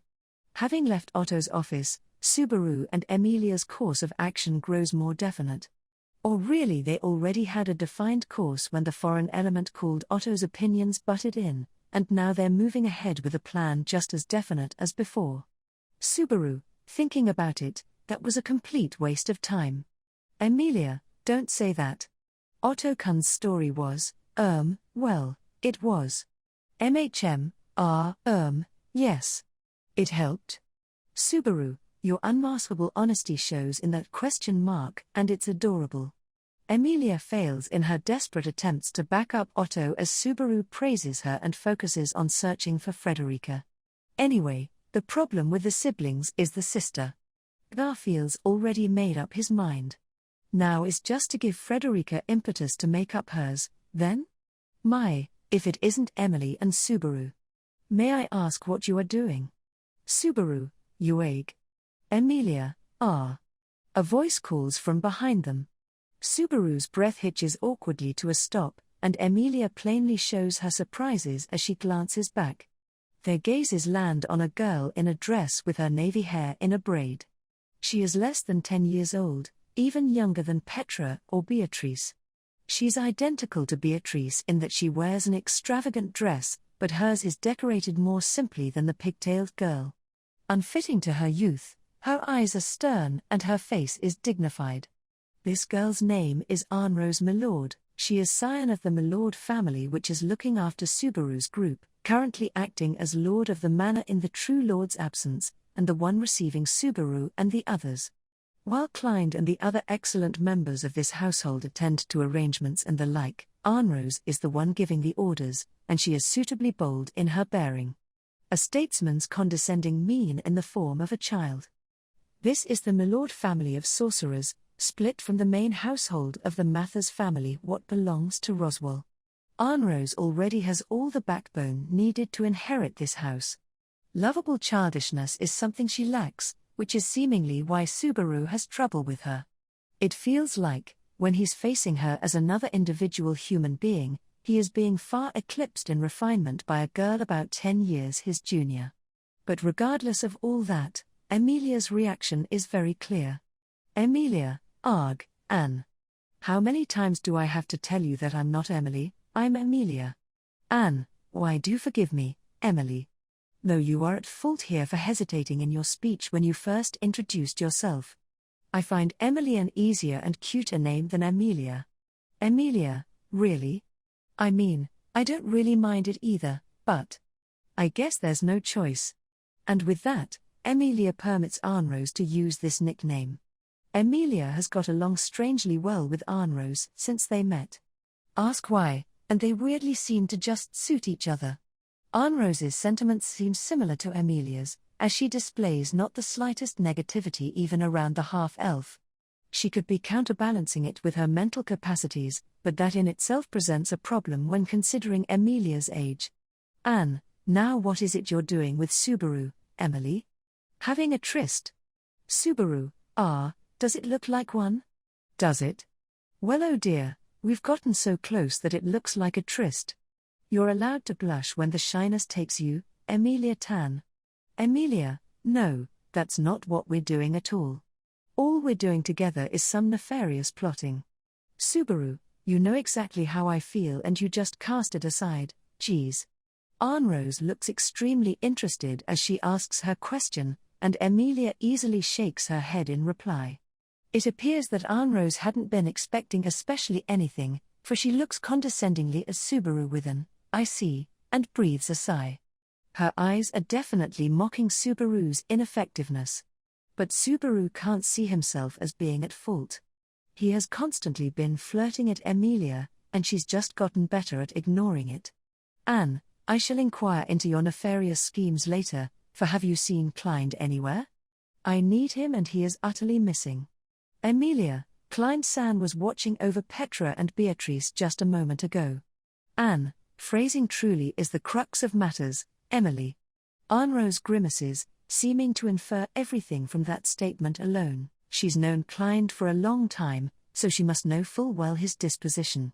After all, his tenacious lowly soul is usually fixed entirely on his master, Arnrose. There's no need to inquire about his resilience or keenness or hopelessness. Emilia, he said he bought sweets for them, so they should eat. I wonder if he bought any for me. It's kind of so bugging me. Anne, I doubt that Clind would be so impolite, so surely there are some for you. He already visited myself and presented me with tea as well. Emilia, did he? I'm so excited. Emilia clasps her hands together in joy while Arnrose pleasantly watches. They are in the complete opposite positions to their heights and ages. It is a heartwarming scene, but Subaru has to tilt his head. When Arnrose notices him doing this, and narrows her blue eyes. Anne, you seem to have time available, so I'm sure you wouldn't mind. Would you care to accompany me for a request of mine? Subaru, hey now. We might look like we have free time, but we actually don't. What's actually happening with this apparent free time is that we're using this period to substantiate a definite course into doing something productive for abating future troubles which. Emilia, what's your request? I don't mind so long as it's something I can help with. While Subaru starts spinning the long-winded excuses, Emilia thoughtlessly accepts. Arnrose gives Emilia a smile, looking at the pair with eyes so mature they could not conceivably be a 9-year-old's. Anne, there is a man of whom I would like to shock, and a maid of whom I have long known who I would like to conciliate. 1 Day 2, Chapter 5, Anna Rosa's Trap and Brother-Sister Relations. Why are they readily going along with the nefarious plots of a 9-year-old? Subaru watches the back of the small girl leading them down the hallway, annoyed at his own failure to prevent this. Anne Rose, my lord. Being from a branch of the Mathers household that Roswell heads, she shares many distinct characteristics with him. Such as her notably navy hair and blue eyes. Her hair is in a crown braid, but since Subaru doesn't know what the hairstyle is called, he mentally refers to her as Braid Lowly. She possesses a keen intelligence unfitting for a 9-year-old. Her cleverness and wits do make her seem a relative of Roswell's, but the thing most reminiscent of Roswell shows through. Anne, Emily, would you care to hold my hand? Emilia, huh? Oh, sure, Anne. Anne, so I oblige. Also, Emily. Would you care to let me hug you? Emilia, huh? Oh, sure, Anne. Anne, so I oblige. Also, Emily. Would you care to carry me in your arse? Subaru, enough. Subaru gets Arnrose, seeking hand-holding and hugs and upsy-daisies, away from Emilia. Emilia's eyes widen. Arnrose brushes off her lap, undeterred, before exaggeratedly patting at her shoulders where Subaru touched her. Anne, how brutishly you separate people who desire to touch one another, Subaru. Subaru, where'd you get those statistics? Questionnaire looked to be about walking the Milord estate alone to me. Anne, you're limited. Your stature must be, Subaru, if you are unable to overlook a child's endearing mischievousness. Subaru, except I would have kept my mouth shut if it was just childish mischief. Arnrose coolly attempts to justify her actions. Despite her words, she is still trying to grasp Emilia's hand whenever the opportunity appears, so Subaru can't get careless. Arnrose is a blood relative of Roswell's, a prodigy beyond her 9 years.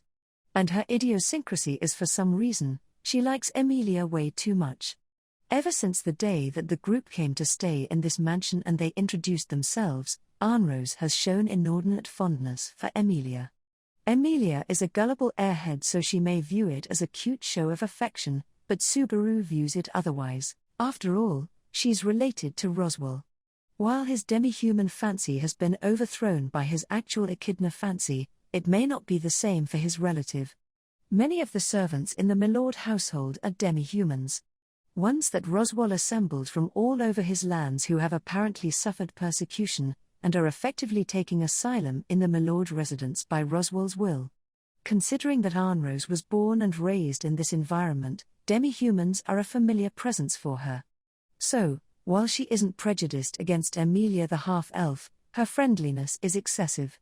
Put simply, Subaru is trying to keep Arnrose from stealing Emilia. And Arnrose is trying to keep Subaru from monopolizing Emilia, making them rivals for Emilia's affections. Although, Emilia, come on, Subaru. I don't know what's rankling you, but you can't be mad at Anne like this when she's still so little. You're being immature. Subaru, who says rankling anymore? No, I mean, never mind that, look Emilia Tan. Plainly said, Arnrose's gaze isn't the kind you can dismiss as her still being young and. Emilia, no excuses. I'm so sorry, Anne. I think Subaru's still flustered from being in someone else's mansion. Subaru, and it still applies even when you act like I can't settle into unfamiliar beds. Subaru and Emilia have disparate stances toward Arnrose, so whenever the topic gets onto how they feel about her, it turns into one of these fruitless arguments. Why can't Emilia notice how cloying Arnrose's gaze is? Subaru, I bet that it's one of those things where only people aiming for Emilia Tan's affections can notice when others are doing the same. Yes, that's definitely it. Anne, Emily. Subaru has just confessed that he lusts for you. How indecent. Subaru, your word choice is the indecent thing here. How are you only 9? While Beatrice is only superficially offensive, Arnrose actually is offensive. Subaru could dismiss that indecent as a simple riposte, supposing it came from Beatrice's mouth, but somehow it feels like a real insult when Arnrose says it. Emilia, how come you two can't get along? It's so baffling. Subaru, it's because we both L. Emilia, you both? Subaru, MHN, NH. Emilia tilts her head. Subaru cannot get the rest of the sentence out. He's stated his fondness for her countless times, but voicing it around other people makes it feel cheap. Also, he's saying it unintentionally while running off momentum, which makes it both cheap and embarrassing. In the corner of his eye, Arnrose smiles victoriously. Anne, now then, I will refrain from teasing Subaru further. For let us speak inside my room, which we have reached, says Arnrose to pure Emilia and red-faced Subaru. Abruptly, Subaru realizes that they have walked down the whole of the hallway, and indeed stand before an overly ornate door. It's Arnrose's room. Apparently Emilia has been invited here many times before, but this is Subaru's first venture here. Arnrose takes Emilia's hand and easily moves to welcome her into the room. But Subaru intervenes and pulls the brakes on that. Subaru, wait. Arnrose's room is such a fishy series of words, so I'm going in first. Anne, who? Very well, proceed. You are free to do what you wish. While she does seem bothered at first, Arnrose concedes to Subaru with a sigh. Subaru puts his hand to the doorknob and, slightly tense, enters the room. Where, Klein, I have been awaiting your presence, Natsuki-sama. Tea and biscuits have been prepared. Please do find yourself a seat and relax. Powwow. Klein welcomes him with a formal bow. Stunned speechless, Subaru glances back to see that Arnrose looks utterly unfazed. Emilia, Klein-san? But I thought you left to go eat with Beatrice and Petra? Klein, so I did, Emilia-sama. However, it appeared that the mistress found it in her mind to hold a tea party in her room, and thusly, I attended to those preparations. Urgency. Emilia, you're right, Anne did say something like that. Klein, indeed, the mistress so thought of me. Perceptiveness. Emilia peeks her head out from beside the frozen Subaru as she speaks with Klein. But it seems their conversation doesn't quite mesh. It's almost like Klein said thought of me instead of asked of me. Anne, it shall drive you to lunacy, should you attempt to rationally comprehend Klein's peculiarities. It is best for the mind that you simply accept it. Klein, I am always vigilant to remain one step ahead of my summons. Objective. How the hell does vigilance achieve that, is what Subaru's thinking, but Arnrose and Emilia seem unbothered as they start taking their seats. While mentally tilting his head, Subaru joins the tea party too. Anne, seeing that Klein has prepared the tea, we may proceed with our conversation. Klein, the one regarding the bettering of Frederica and Garfield Summers' relationship. Conciliation. Subaru, Klein-san, are you one of those butlers where there's actually several of you? Klein, that position has already been filled by Louis Summer. Rehash. Klein seems to think that his inclusion in the conversation will just stymie it. He readies tea and biscuits for everyone, before going to a corner of the room where he stands as still as a statue. His gaze locks onto Anne-Rose, but she ignores it, long used to it. Anne, now, Klein's assessment is correct, this regards our mutual interest in swiftly bettering Frederica and Garfield's relationship. Would be a valid thought? Emilia, yes, that's right. We've been racking our brains trying to do something, but we haven't really come up with any wonderful ideas. It's been a real kerfuffle. Anne, you're adorable when you're stressed, Emily. Then, now that you have ventured about the mansion to discuss the issue, and found yourselves at a standstill, you have come to me. Subaru, stop subliminally throwing your ulterior motives in there. Anne-Rose, nonchalant, looks utterly unaffected by Subaru's jab. Either way, she seems to understand Subaru and Emilia's situation, which saves on the exposition. Subaru, but anyway, you're looking to have them make up too? What's the occasion? Everyone else just insisted to let time resolve it. Anne, perhaps because I am less inclined to resignation, and less accustomed to waiting? I must say that the people you spoke to are largely of that disposition. Subaru, frank, aren't you? No, but we also asked Otto. Anne, then I amend that to include those ignorant to success. Subaru, harsh. And how sad Otto is that Anne-Rose has managed to get this impression of him, when they've only known each other a week. But it's best that Subaru keeps silent, considering that he can't refute her. Anne, I cannot deny that time will resolve the issue. A divide of 10 years separates them. Given another decade, the issue shall resolve itself. But that is far too protracted. Why, 10 years, that's the same length of time since my mother and father last kissed. Subaru, GGGGGGGN. Halfway through an unchildlike screed, she abruptly hits a childlike conclusion. Subaru groans, unable to keep up with a sudden shift in gears, prompting Klein to put his finger to his mouth in request of silence. Subaru doesn't have a complete grasp of the situation, but perhaps her knowledge in those topics actually is that of a 9-year-old. Though he'd rather not probe into it, since Emilia is right here and also under the exact same misapprehension. Anne, care to explain that bizarre groaning of yours, Subaru? Subaru, it's nothing. Just some phlegm and despondency stuck in my throat. Anne, I see. What tribulations puberty brings, regardless, I have no intentions of making them wait for a decade. Emilia, we're thinking the same way. But, do you have any ideas, Anne? Anne, what were your thoughts on the issue, Emily? It's replying to a question with a question, but regardless, Emilia furrows her pretty brows and puts her finger to her lips. Emilia, Emilia, I think they do want to make up. I feels like Garfield's trying to make time so they can talk, and though Frederica's uncomfortable, I think she does want to talk. Anne, I see, understood. And so? Emilia, and so I've been wondering if it'd be easier to just lock them in a room together. Subaru, sure are going for the barbaric plans, huh, Emilia-tan? While Subaru has no better ideas, it's shocking to hear it coming from Emilia's mouth. Also, he does endorse the idea, but there are some questions to be had with it. Particularly, Subaru, I mean, we could throw them in a room, but those two can bust out of basically any room when working together. I'd prefer we didn't destroy half the mansion doing this. So instead of a busted mansion, we have a week to get them hanging out together. What is this, a speedrun? Emilia, then what should we do, Subaru? Should I use ice to make a room that we can lock them in? Subaru, I don't think we need to use such extreme conditions to revive their family love, no. Just, look. Something like, have them go into a room while sharing the exact same goal. Emilia, the same goal? Emilia tilts her head, puzzled.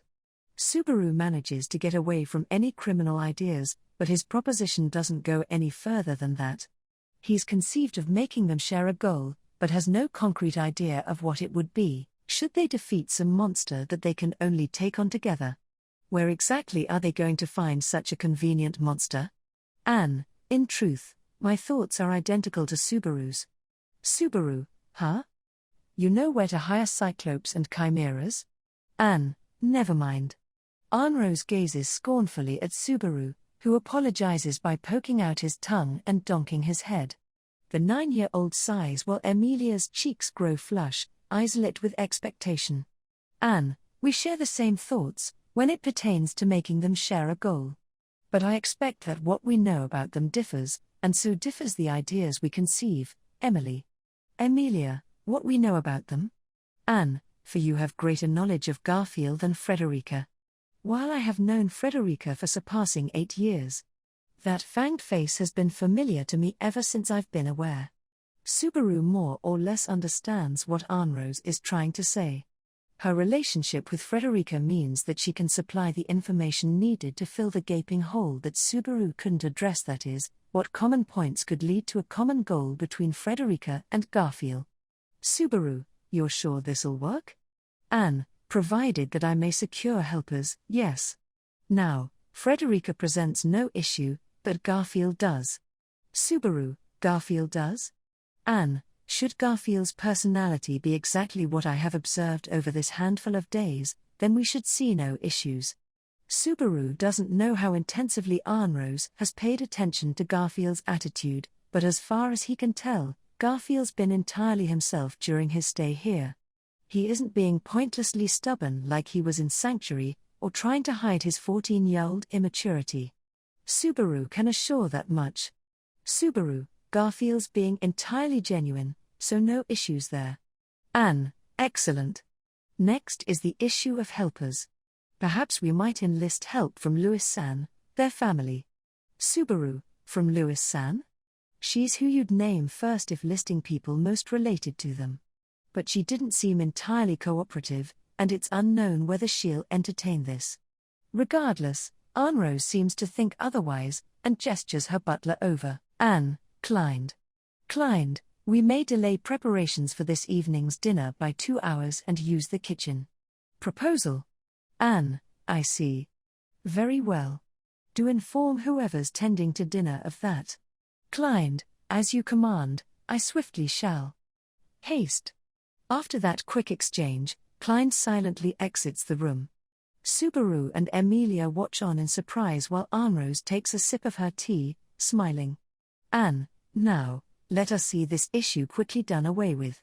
For others yet remain who must be tended to. She says, plunging Subaru and Emilia deeper into confusion.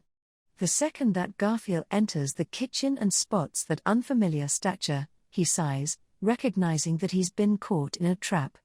Garfield, fucking everyone's getting so over fucking involved. Despite his cursing, a smile arises on his face. Garfield's nose is custom made.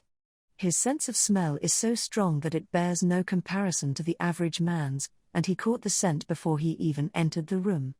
That he nevertheless kept himself unaware is Garfield's final speck of stubbornness, or perhaps his pride as a man? Garfield scratches his head while the woman glances back, and calls to him in unfamiliar voice.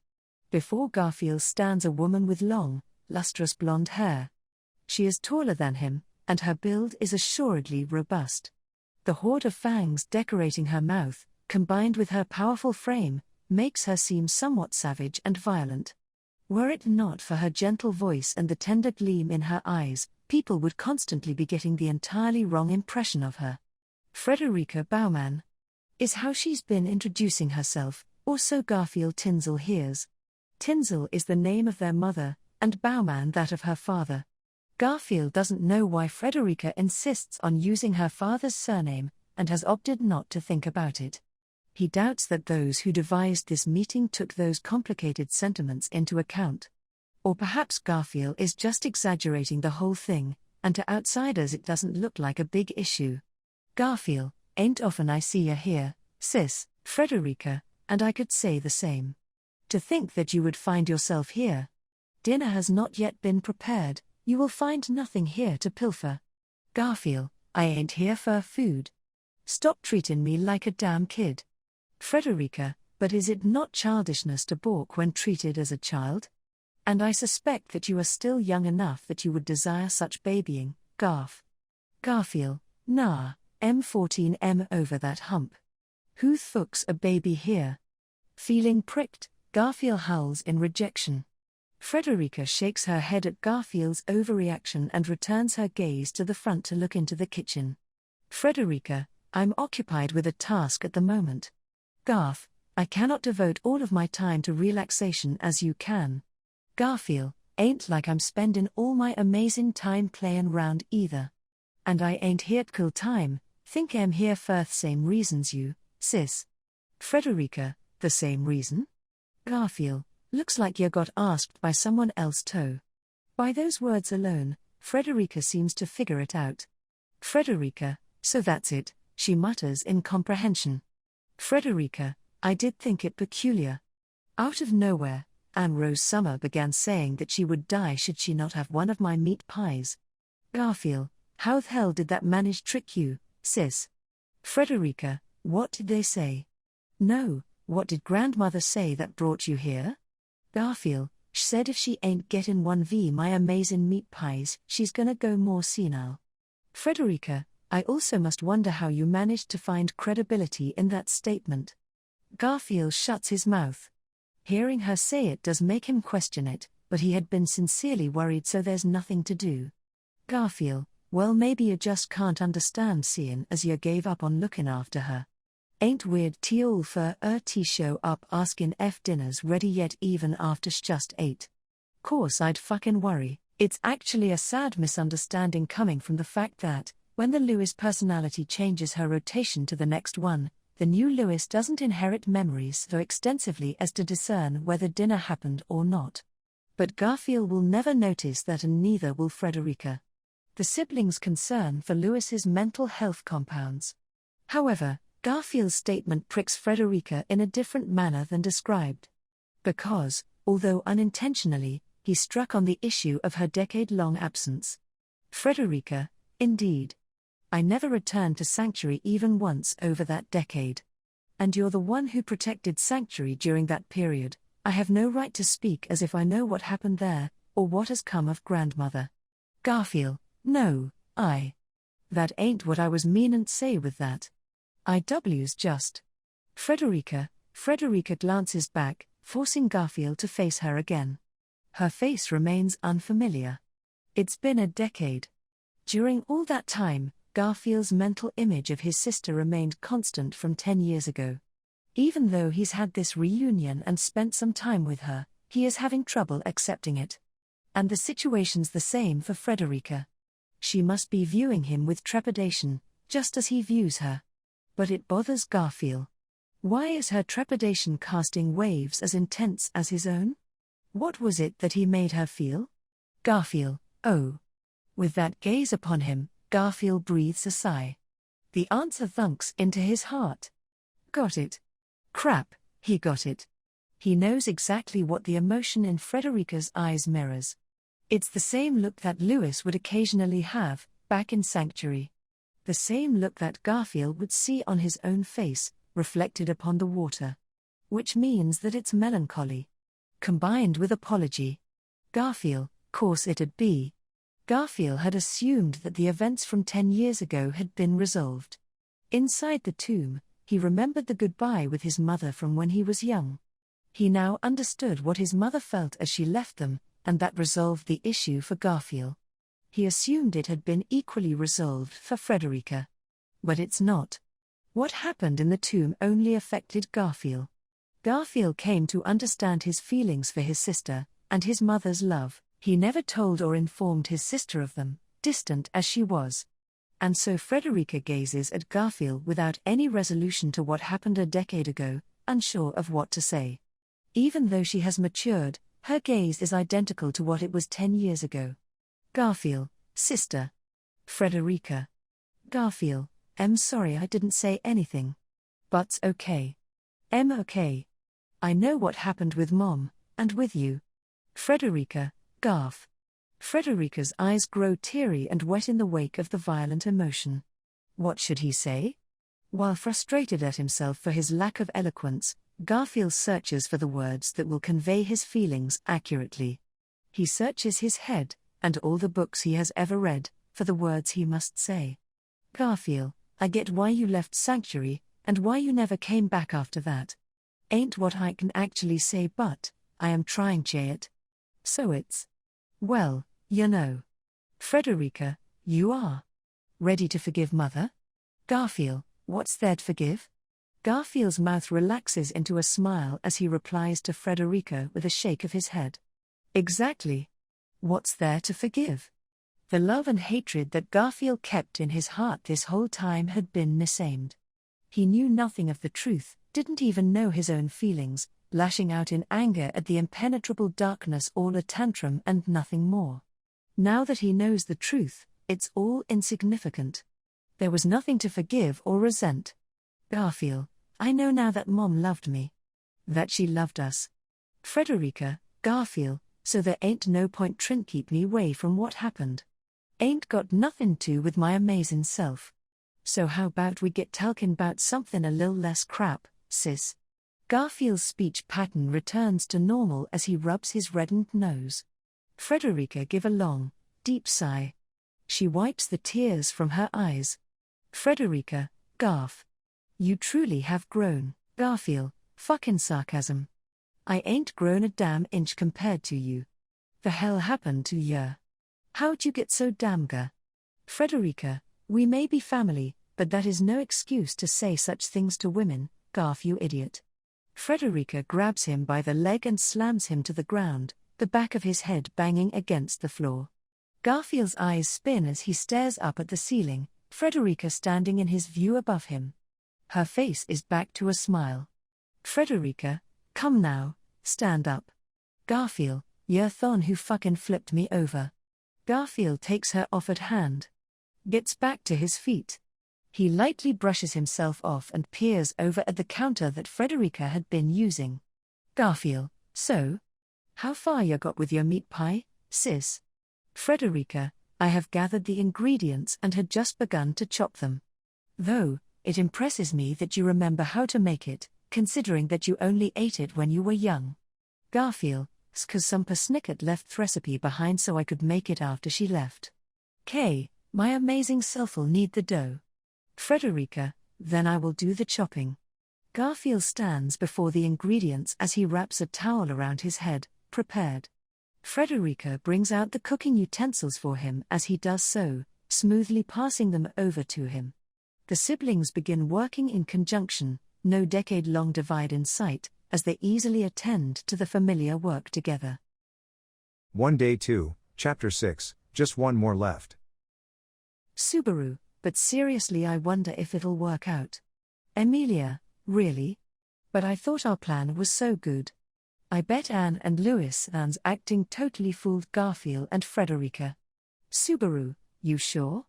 Honestly, I found Louis Sands' hamminess and Anne Rose's last-second stage fright absolutely shocking. Anne, silence yourself, Subaru.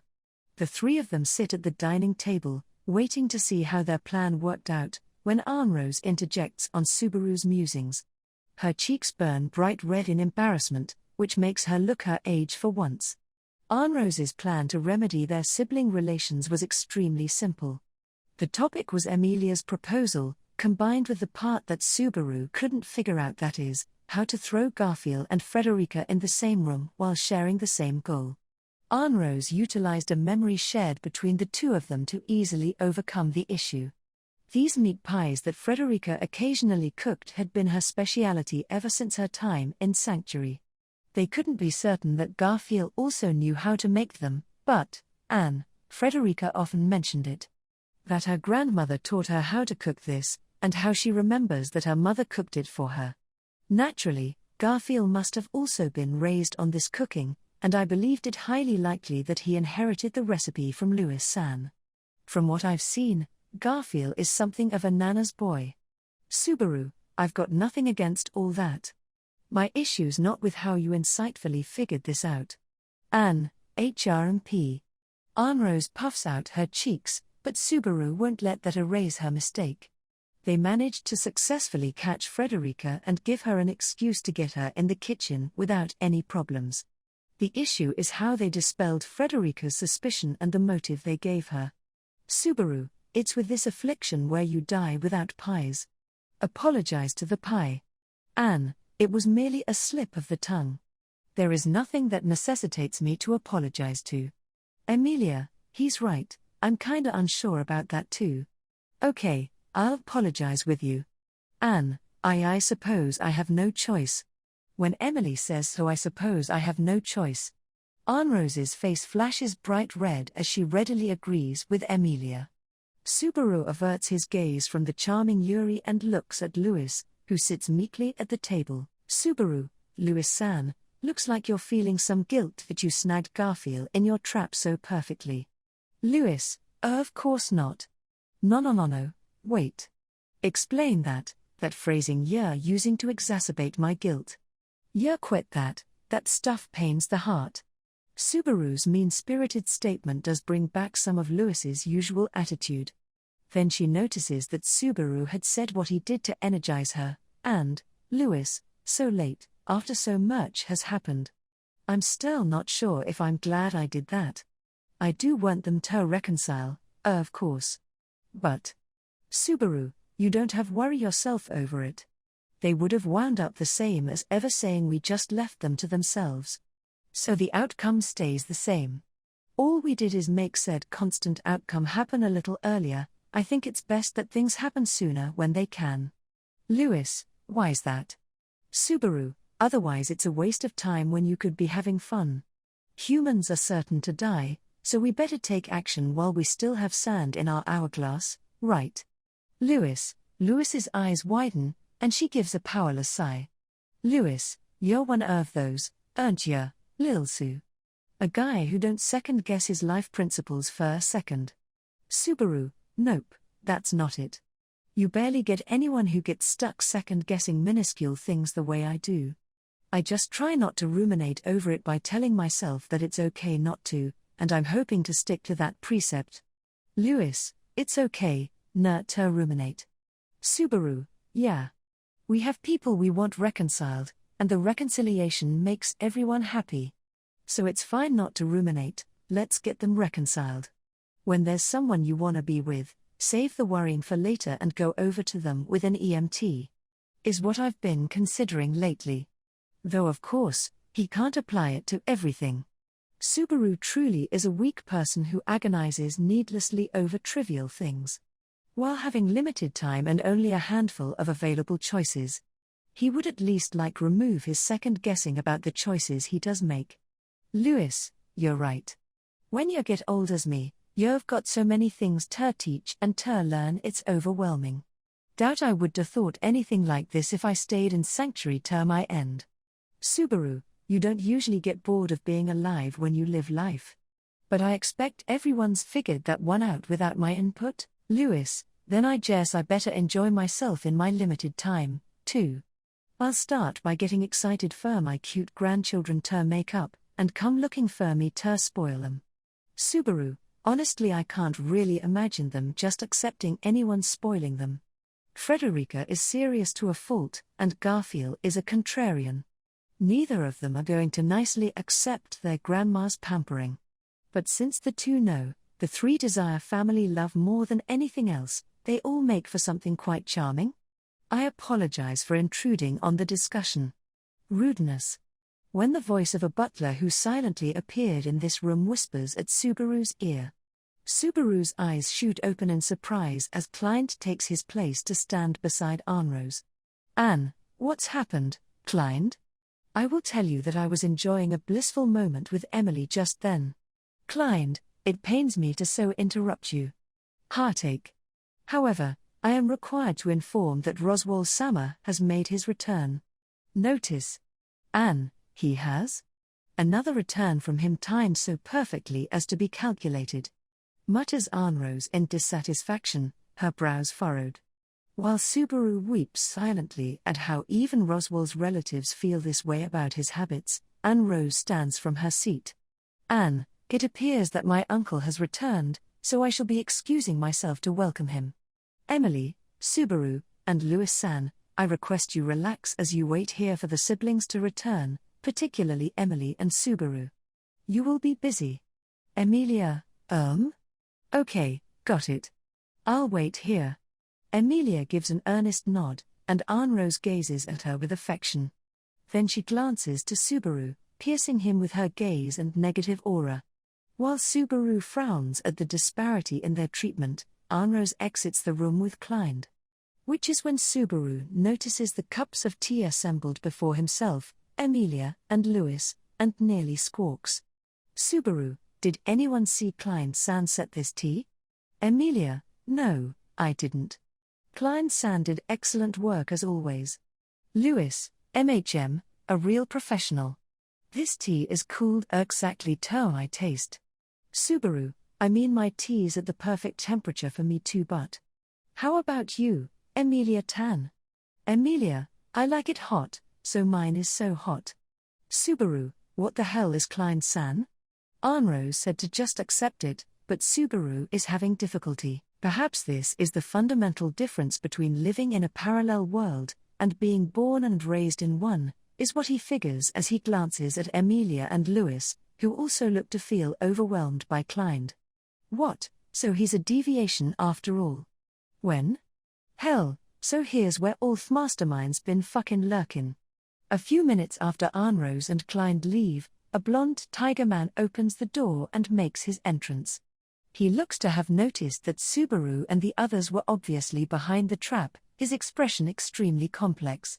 Either way, Subaru looks like someone found out we're the villains.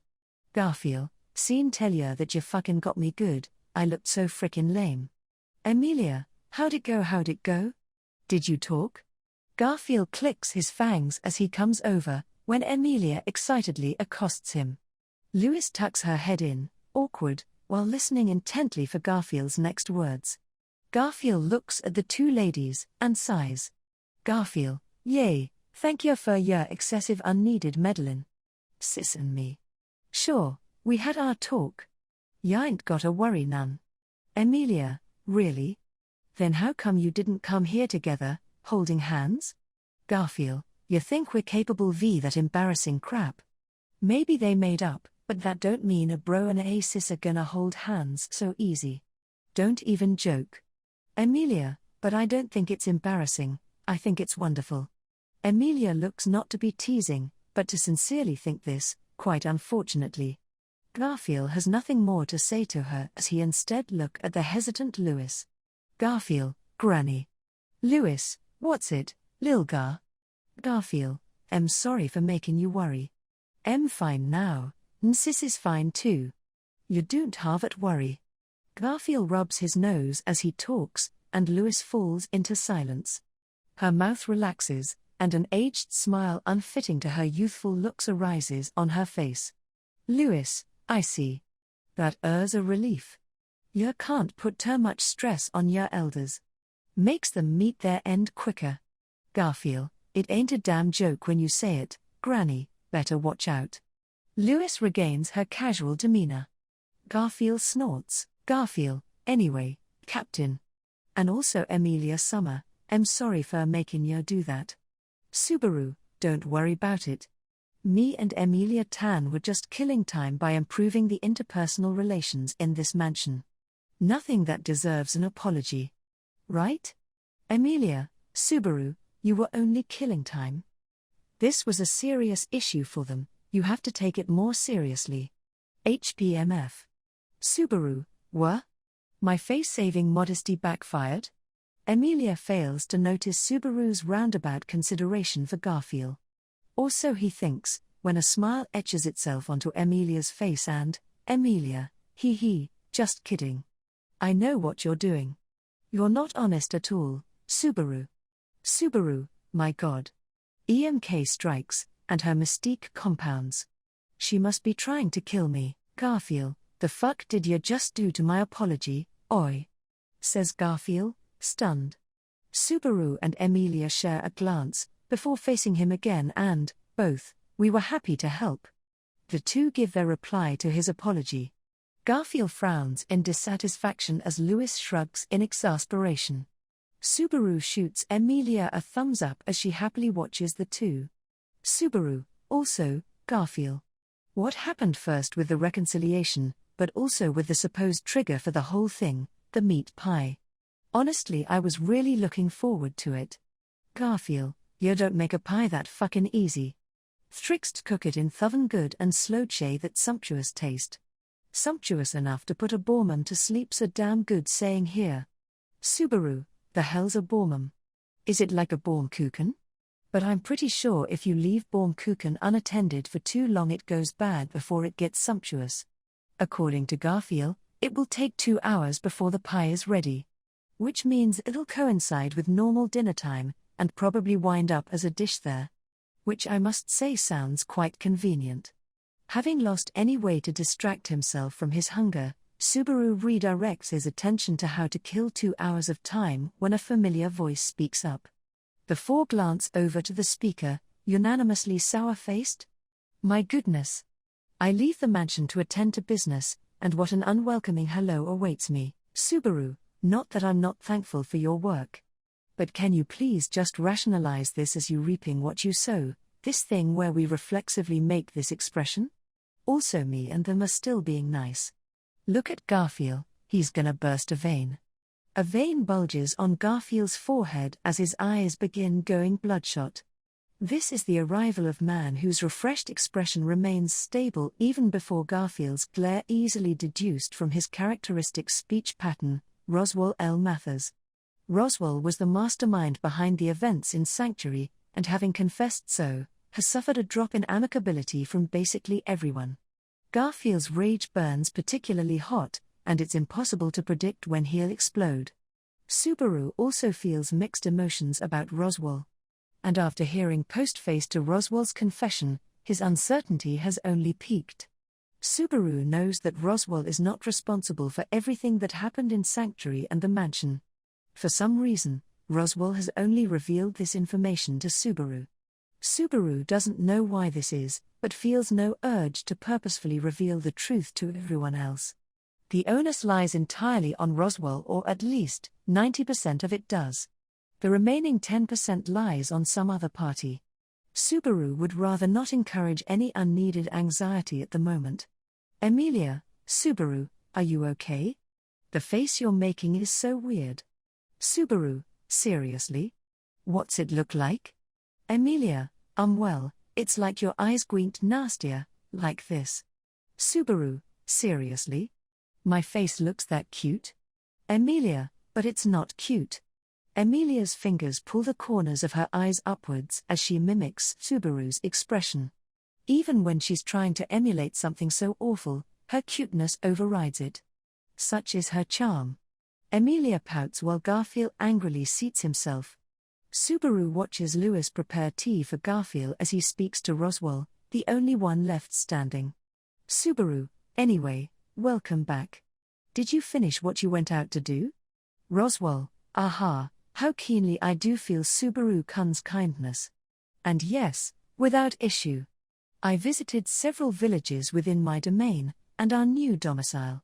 Subaru, never mind the domicile, you went around the territory? For what? Roswell, because of the ruckus from the territory's lord's mansion burning down. Should I fail to demonstrate my good health, some rapscallions may begin devising plots. I make it a rule to attend thoroughly to my land's peace and safety. Subaru, thoughts on the land's lord being the worst rapscallion devising the worst plots? Roswell, how harsh. My citizens suffered no harm, and the villagers of Arlam are ignorant to the truth. Do you not think that this persistently thorny attitude of yours will hinder us in the future? Subaru, GHNNGH. Never misses a beat. With that sharp jab of criticism, Roswell regains his previous composure. If Subaru publicly reveals that Roswell was the one behind this whole affair, then it only disadvantages them, both in regards to the royal selection and management of the territory. And so even the people of Arlam village still believe that Roswell is a good lord. Only Petra, who knows the truth, holds a different opinion. But she understands her current circumstances, and that the only thing to gain from revealing the truth is self-satisfaction. So it's doubtful that she'll do anything extreme. Cleverness does occasionally force people into making cruel decisions. Subaru, But that doesn't make it fine for you utilize this. You forget that, and once Emilia Tan's on the throne you're getting the guillotine. Roswell, terrifying. However, even then I may have a chance to fulfill my goal. Garfield, we ain't fucking talking about your meeting your goddamn goals. Gonna make Ram cry if you keep coming up with more bullcrap ideas, you piece of shit. Surprisingly, Garfield cuts in to stop Roswell's provocations. Roswell's brows shoot up in surprise and he casually raises his hands. Roswell, goodness, all right. I don't particularly wish to fight with you all anyway. Why must this escalate into an argument, when I only came here to show my return? I must find this all rather unproductive. Emilia, it's because you're saying things to make Subaru and Garfield mad. And I can tell you're doing it on purpose. Enough of that, stop provoking people. You're not a child. Roswell attempts to condescendingly resolve the issue, when Emilia presses down on him from further above, her hand to her hip. Roswell's eyes shoot open in surprise while Emilia continues. Emilia, you don't have to be so anxious, we all remember what you did and what you promised. There's no point in purposefully acting bad and worrying everyone. You are just so hopeless. Emilia sounds like she's scolding a disobedient child. But it seems impossible to dismiss her statements as incorrect or misplaced, and Roswell remains silent without any rebuttals. In fact, the way he narrows his eyes and grimaces awkwardly makes it feel like Emilia hit the bullseye, though Subaru doesn't actually believe that Roswell is seriously operating off such childish sentiments. Subaru, that really did clear the air though. As we expect from Emilia Tan. Emilia. Thank you. Also, there had to more reasons for why you went around the domain than just that. What else did you do, Roswell? Roswell, you've grown more perceptive. I patrolled the region for reasons as stated, to demonstrate my health, and to prepare the residents of Sanctuary for their migration. Garfield, preparations to move. Those words keep Garfield from staying silent. Lewis hurriedly returns to his side as he slams his palms on the table. Garfield, that means prepping where they're going, yay. Roswell, assuredly. Their time as refugees means that Alam village is the best place to accept them. But there's a limit to what the village can hold. Should their population double from its original number, they won't be able to sustain themselves. They could expand the village, of course, but that runs into the problem of the barrier. Garfield, barrier? You fucker, you fucking laid Maref those fucking things all over fucking Subaru. No hold up, Garfield. We're not talking about a barrier like sanctuaries. There's a whole bunch of witch beasts lurking in the mountains around there. So there's a barrier around the village to keep them away. That's the one Roswell's talking about. That barrier is what spurred the whole witch beast debacle. It's entirely unfeasible to coexist with the witch beasts, and being that the village needs this segregation, it's difficult to expand Alam village. Roswell, Subaru-kun explained it perfectly, there's the issue. Which means that the people of Sanctuary must be distributed partly to Alam village, and then individually to other contenders. Regardless of where welcomes them, they cannot stay together as people of Sanctuary infinitely. I do feel the heart-wrenching sorrow, as I watch them leave the nest. Lewis, impudence and prattle. Lewis cannot hold in the insults as Roswell feigns tears. Roswell crafts a smile and continues, Roswell, and so, I made a quick rounds of the territory. Though for interests of distance and time, I merely visited the nearby locations. I sent messengers to the other townships, seeing as we have an abundance of issues that need resolution. Subaru, yeah seriously. You don't get back to your office quick, and Otto's gonna die from karoshi. It's where you die crushed between the weight of responsibility and work. Roswell, what a novel way to die. Very intriguing, Subaru agrees, but doesn't pursue the topic. Roswell's back, so Ram should be more lively, is how far Subaru thinks before he tilts his head, feeling something awry. Emilia, actually, Anne said she left to welcome you, but she's not with you? It seems that Emilia hit upon the same question. Roswell raises his finger. Roswell, That's because I had a request for her. I was thinking to address one of those issues requiring resolution. Emilia, issues requiring resolution? Roswell, the one in the banquet hall. I believe that you have already prepared yourself for it, Emilia Summer. Emilia. Emilia's shoulders jerk up in surprise. But the shock only lasts an instant. Her expression immediately turns serious, and she glances at Subaru with strong volition in her amethyst eyes. He savors the tingle down his spine as he tilts his head, questioning. But nobody gives him a clear answer. Emilia, okay. Is it starting right now? Roswell, we can start the instant that you are ready. And we still have time before the pie is done cooking. I would say that now is the perfect time for it. Emilia, this is such an important thing, but doesn't this all feel so sloppy? Roswell, it's presently difficult for us to schedule any designated times. Considering that you'll be occupied from tomorrow onwards, should we not take advantage of this opportunity? Emilia, yeah. Okay. I'll do it. Roswell nods, entirely satisfied. The two of them look to have reached an agreement, but Subaru has no idea what they're discussing. Garfield and Lewis must also be in the dark. Subaru, hey, stop going off agreeing to things by yourselves. What are you talking about? You better not be trying to make Emilia Tan do anything funny again. Roswell, that would be a terrible misunderstanding, Subaru-kun. And do relax. This issue not only involves Emilia Summer, but very much yourself as well. Subaru, what do you mean I'm also involved? Before he can finish his sentence, Roswell draws his face near. Subaru unwittingly backs away, his back hitting the wall, and Roswell's finger landing on his nose. Roswell, we're discussing the ceremony for your cherished knighthood. Subaru, you know. Usually you don't keep the details of an important event a secret from the people involved. Do people throw surprise weddings for the bride and groom? Are surprise funerals ever a thing? No, they are not. Having been dragged into a room to get changed, Subaru complains while taking off his tracksuit. The news from Roswell in the dining room was an absolute shock to him. Knighthood. The ceremony where the master acknowledges their subordinate as their knight, and all others recognize their change in status. It comes with extensive formalities and etiquette, which surely differ by the country and by worldview.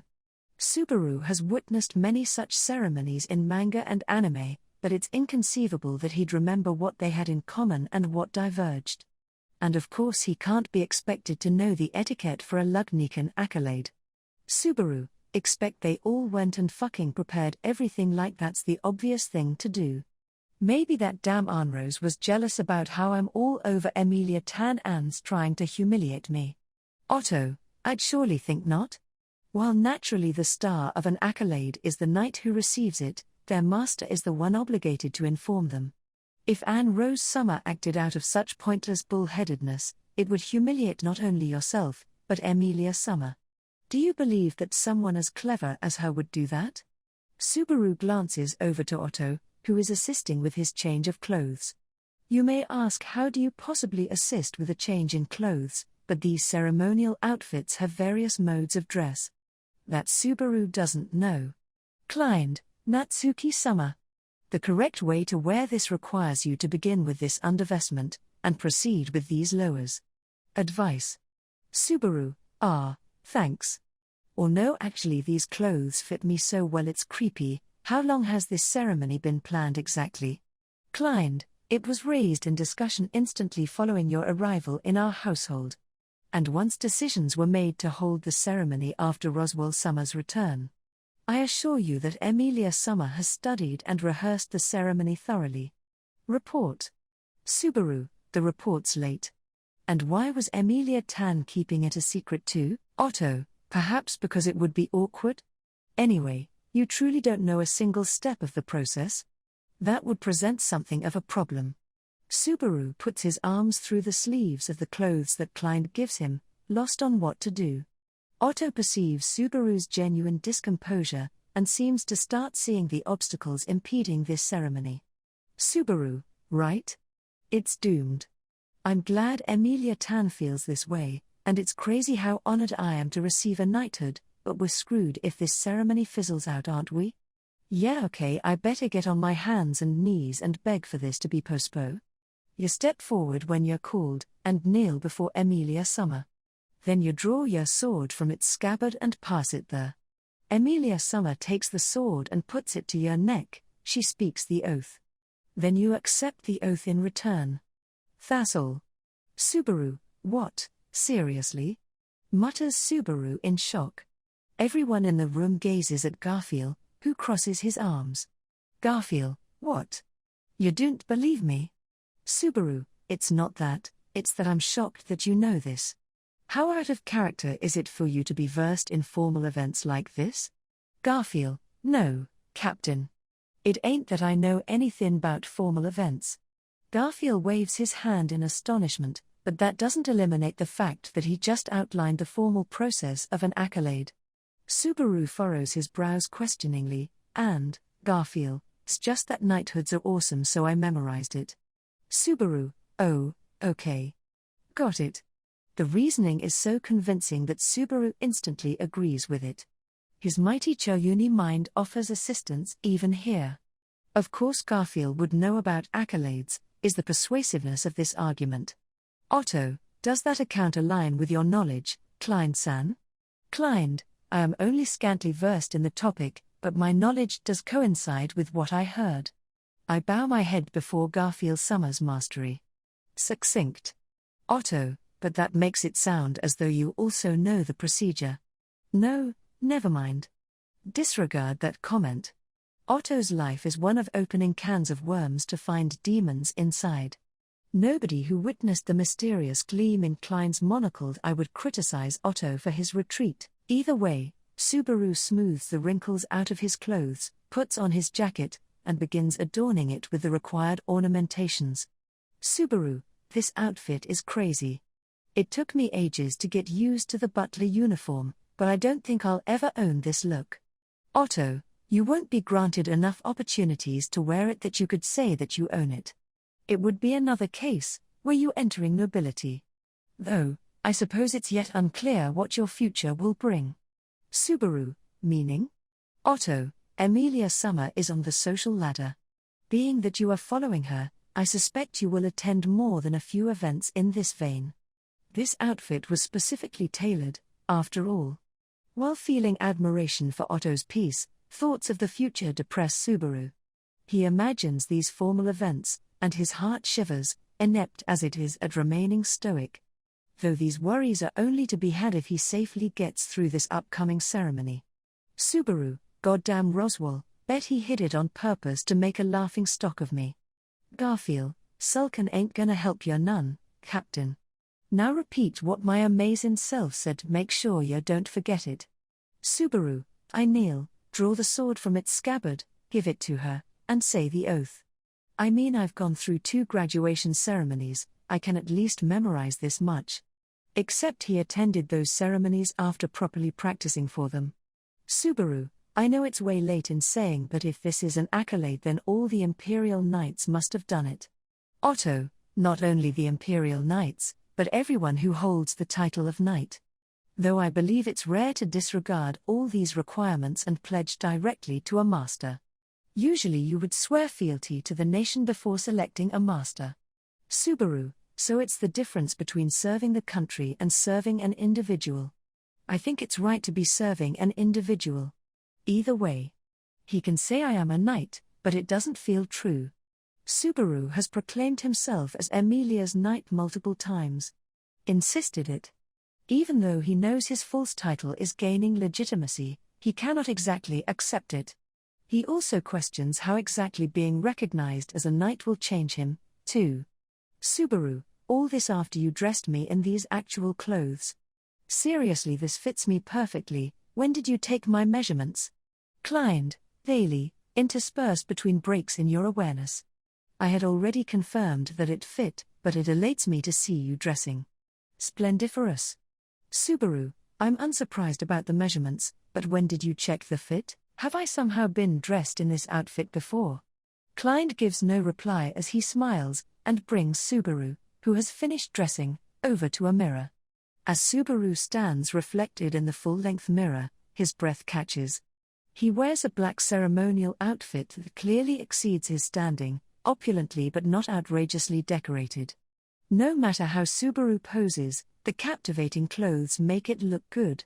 And when he holds himself soberly, indeed this is an outfit for formal ceremonies. But, yeah, it definitely feels like Subaru is inferior to the clothes. Something feels off, like he's attending Shichi-go-san, or something. Even so, Otto. It looks better on you than I expected. Garfield, does feel like clothes are wearing you, but they ain't totally defeated ya. He can relax, Captain. Klein, indeed, it suits you well. Emilia Summer's impression of you shall surely climb to even greater heights. Amicability rising. Subaru, you sincerely think that? You all sincerely, honestly think that? Subaru readjusts his collar times upon time as she glances suspiciously at Otto, who despite his frankness, failed to mock Subaru's appearance. But Otto's expression remains perfectly stable, and he gazes at Subaru with pride. Not even Subaru can possibly reply to that. Garfield, here, take this, Captain. No amount of fiddling will invite any dramatic change. Subaru sighs as he turns around, and Garfield supportingly hands him his night blade. Subaru reflexively accepts it, when the slender thing makes him swallow his breath. Klein, it would be best that you used your own favored blade, but being that you possessed none, our household provided this. You may keep it should you so fancy. Gift. Subaru, a knight's sword. Ha! And it's real, naturally. Otto, I doubt you would ever find a wooden sword with such excellent craftsmanship. Only a child would find joy in something like Am I sensing a new business opportunity? While witnessing the potential birth of wooden swords in parallel world souvenir shops, Subaru feels the weight of the sword in his hands. This is not his first time holding a sword. Last was during the Witch Beast affair in our Lamb village, when he went into the mountains with Ram to search for Rem. He accepted a sword from the village's men's brigade, wielding the thing with barely any thought. The sword broke before he could use it to fight any witch beasts, so while it didn't manage to be anything decisive, it did provide Subaru with his first experience in stabbing a living creature with a blade, which he has never done since. This night blade should be thinner and lighter than that previous one. But the weight he currently feels in his hands is beyond compare. Subaru, he unconsciously clicks his throat, a constricting feeling in his chest. The weight from that sword and this sword are entirely different. And Subaru knows that the entire purpose of this ceremony is to recognize that fact. Otto, Natsuki-san. I'll come and call you before it begins. I'll do the final inspection of your dress then, so please make sure to keep it orderly. Subaru, understood. Otto must have seen the shift in Subaru's expression, and sensed how he was beginning to properly face the ceremony. With those words, he and the others leave the room.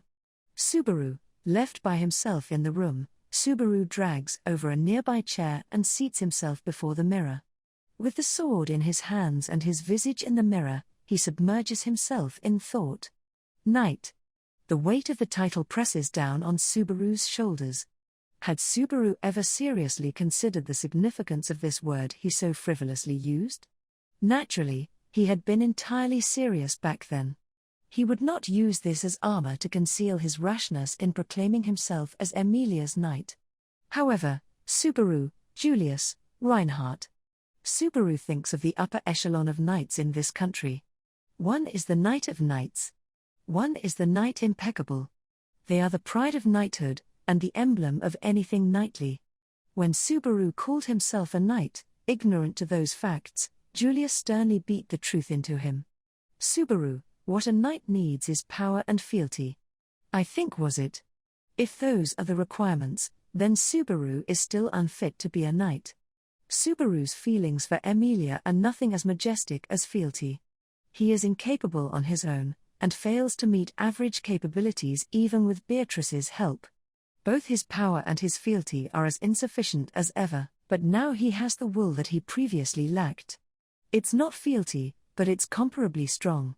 He might lack power, But he has the spirit and resolve to compensate for what he lacks. He can't change that he seems too awkward to be called a knight, but that's what makes it Subaru. Like hell, Natsuki Subaru is suited to anything so magnificent as chivalry. What? Seems that I didn't need to visit after all, in fact. It happens as Subaru faces himself in the mirror, having resolved one point. He sees a small silhouette standing beside him, hunched forward as he is. The girl reflected aside him in the mirror, with her long, extravagant pigtails, is Beatrice. Subaru, I'm getting dressed. You dirty lowly. Beatrice, you're already dressed, I suppose.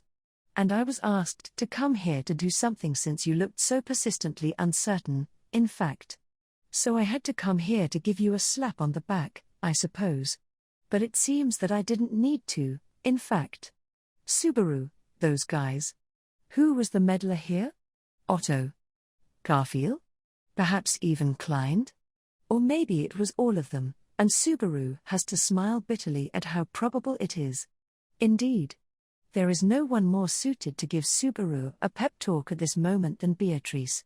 She is the best choice. So he'll impose on her care. And accordingly uplift Beatrice's expression, as she regrets the needlessness of her presence here. Subaru, my back. Beatrice? Subaru, if you're gonna slap me, then please do it. I do feel like I've sorted some things out. But I'm still looking for that final push. Beatrice's eyes widen in shock. Her expression is so incredibly darling that Subaru has to keep himself from chuckling. Subaru, come on, please. Beatrice, you don't have to worry yourself. I know I'm not worried myself, I suppose. Subaru, I'm not saying this out of worry. I just think that, no matter who gives you that slap on the back, that winds up being the final push. So if I'm choosing who that person is, then I want it to be you. Beatrice, Subaru, I want you to slap me on the back and be the final strength I need to be Emilia's knight. It feels more like me that way. He might just be saying it for peace of mind, but that's great. What's so bad about peace of mind? Perhaps it's just an issue with how he's feeling. But that just makes it more legitimate. Of course he should have her make him feel better, then. Because the heart always expresses itself with the simplest language. Beatrice, why you hopeless fool, in fact. You'd be absolutely lost without Betty, I suppose. Subaru, yeah, I would. I'm utterly useless without you. And when I'm with you I'm normally useless. Beatrice, which means you're still useless, in fact. Sheer discourtesy, I suppose. Subaru, and now this useless fool's gonna be Emilia's knight and gradually stop being so useless. So whenever I do start bordering on uselessness, I'm putting my hopes on you. Subaru lifts himself from the chair and pats Beatrice's head. Beatrice looks dissatisfied with his vigorous manhandling, but makes no motion to stop him, and voices not a single complaint. Subaru, after sating himself with Beatrice pats, Subaru slowly turns to present her his back. And surely she understands what this means. She takes a faint breath, readying herself. Beatrice, hiya, in fact. Subaru. With an adorable shout, the noise of her palm peals through the room. The impact from her small hand stings more than Subaru expected. And an even greater shock runs from his back into his whole body. Subaru, man, you're surprisingly strong. Beatrice, I didn't walk around carrying big, heavy books every day for nothing, I suppose. Beatrice's bragging makes him think back on her time in the archive. Why yes, Beatrice was always reading books sizable enough to conceal her small frame. Today is where she showcases the effects of constantly bearing all that weight. Though he doesn't know if muscle workouts actually do anything for spirits. Subaru, so we've unexpectedly uncovered a muscle magician. Massive Biko. Beatrice, I suspect you just used an incredibly terrible epithet on me, in fact. Subaru, just your imagination. And man, that fired me up. Thanks, Beatrice, you're my contractor, so of course I do this, I suppose. Blushing slightly, Beatrice averts her gaze from Subaru. It makes him want to pat her again. But before he can reach out to her, Klein, Natsuki-sama, the time is near. Preparations, Klein knocks on the door and peers in, summoning him. With the seconds looming in closer, he gulps from the tension, but his limbs and face feel less rigid than he expected. The pent-up tension loosens him up in a good way, and he quietly sings the praises of Beatrice's unexpectedly effective slap. Klein, a seat has been prepared for you as well, Beatrice Summer. As I shall also be humbly attending, I would hold the greatest of appreciation supposing that you may accept my presence, understanding. Subaru, okay, got it. Please don't laugh if I mess up. Klein, as you command. Solemnity. Klein waits outside the door to escort Subaru, who gives a sigh and clicks his neck. He glances back to Beatrice, unsure of what to say. Subaru, well, I'm off. Beatrice, as you should be. In fact, it's a simple exchange, but it's enough. Her words and actions have already given him more than enough. Beatrice, Subaru, but at the very end of the end, Beatrice holds Subaru one last time. Just before he leaves the room, Subaru glances back to a red-faced Beatrice. Beatrice, that outfit looks great on you, I suppose, and with that, she supplies him with the last bit of confidence he needed. One Day 2, Final Chapter, A Nonsense Dance, Under the Moonlight. Subaru has been in this hall before, but it looks nothing like how he remembers it. Candelabra line the red carpet. The flickering of their crimson flames steeps the room in further formality, prompting everyone in attendance to straighten their posture. Almost all of the important people of the mansion stand evenly by the wall.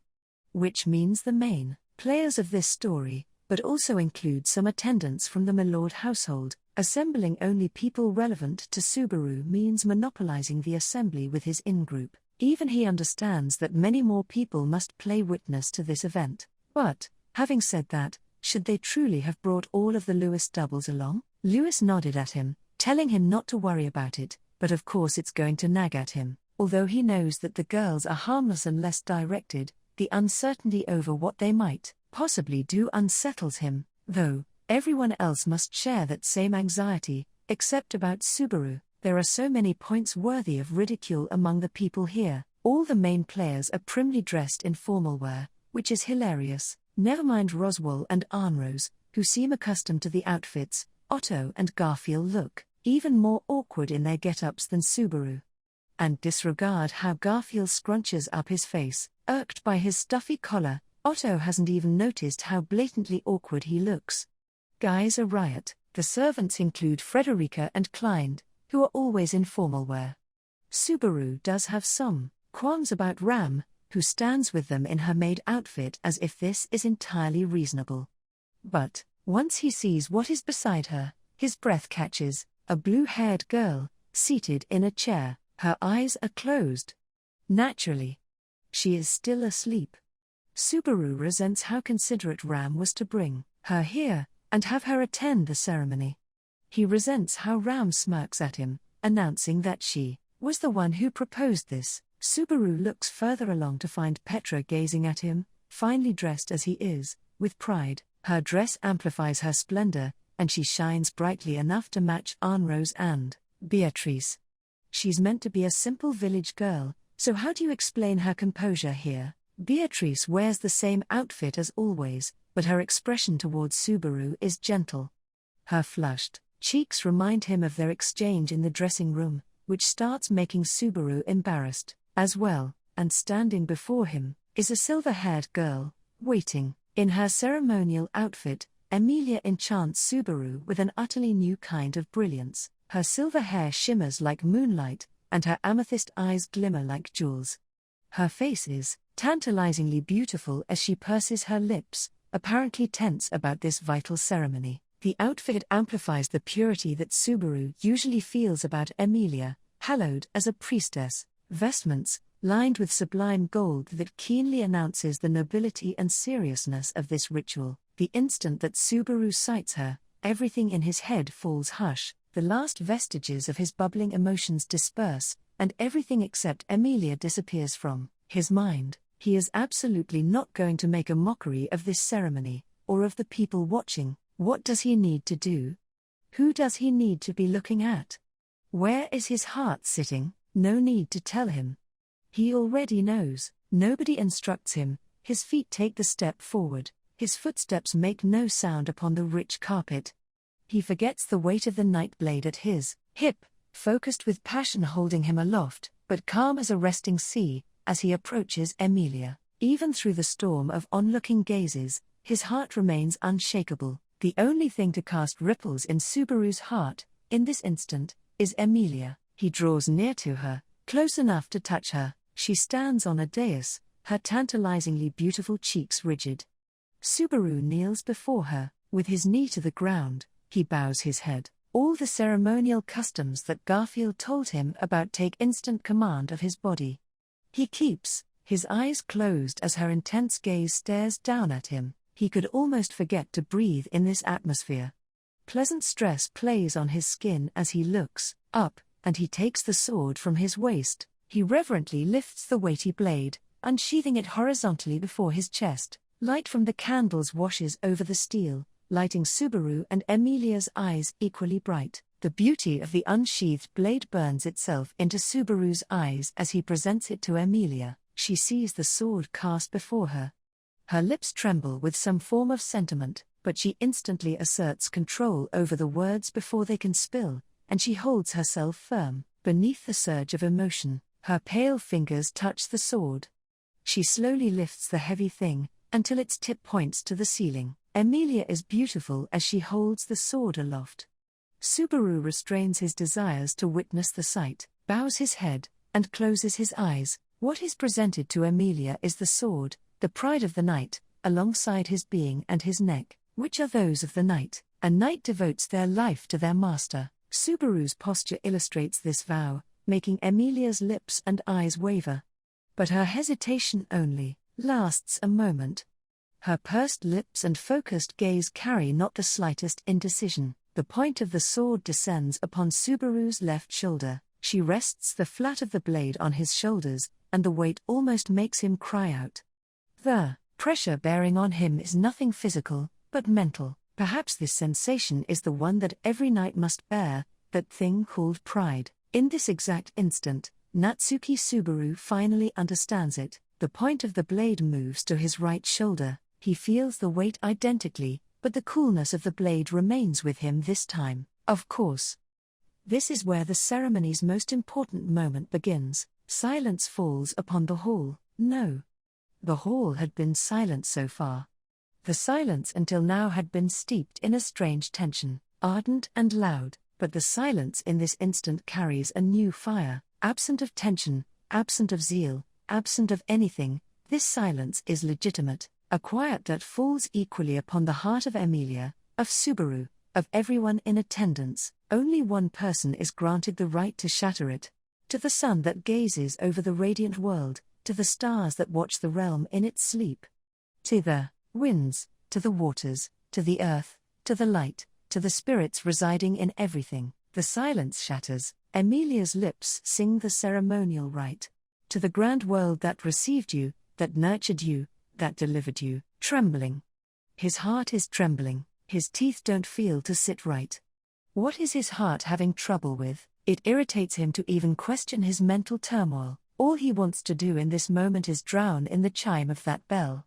To the pride that supports you, that you built, that you fostered, he feels the heat in the gaze upon him compound. The passion burning inside him is ready to combust. His heart thumps wildly, maniacally, as he regardless waits for the question.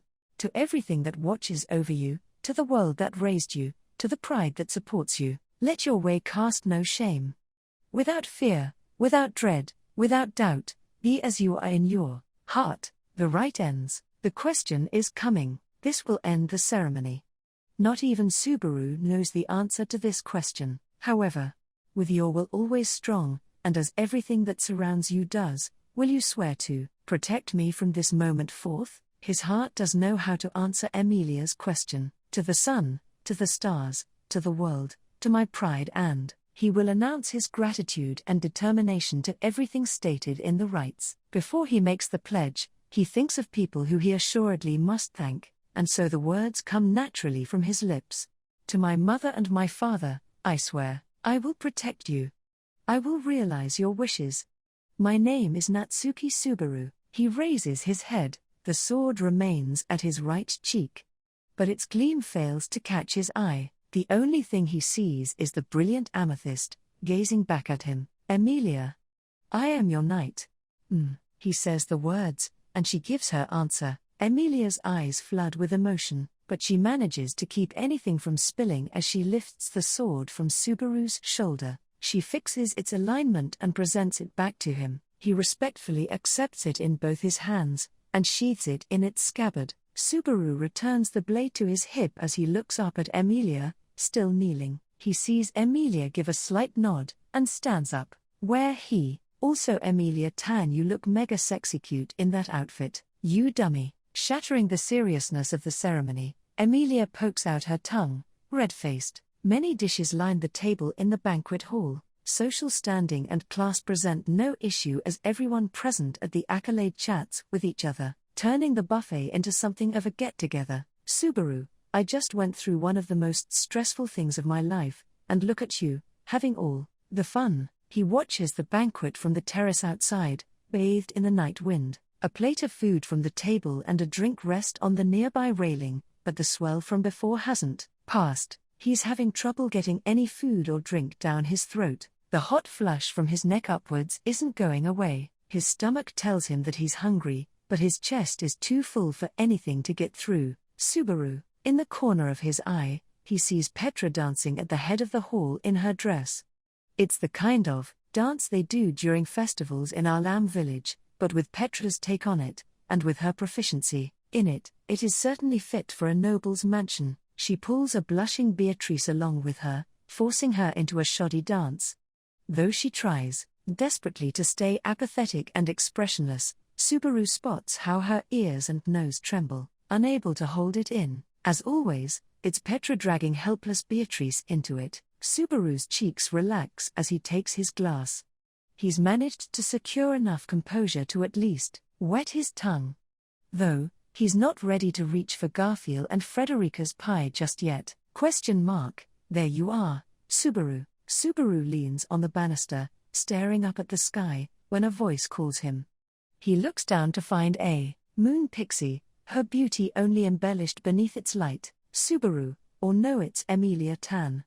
Thought it was an angel. Emilia, you're saying weird stuff again. Are you drunk? Subaru, I'm still underage, so no, I'm not drinking. If I'm drunk on anything, then it's on the atmosphere and my own ego. Emilia, see, so you are drunk. Emilia giggles, and Subaru has to furrow his brows at that. He sees her pale skin peeking out from beneath her neat dress and the flush on her neck and cheeks, which makes him agree with her current state. Subaru, the heck, Emilia Tan. You go asking me if I'm drunk, when it looks like you're who's been drinking. Emilia, I haven't been. They just gave me some punch.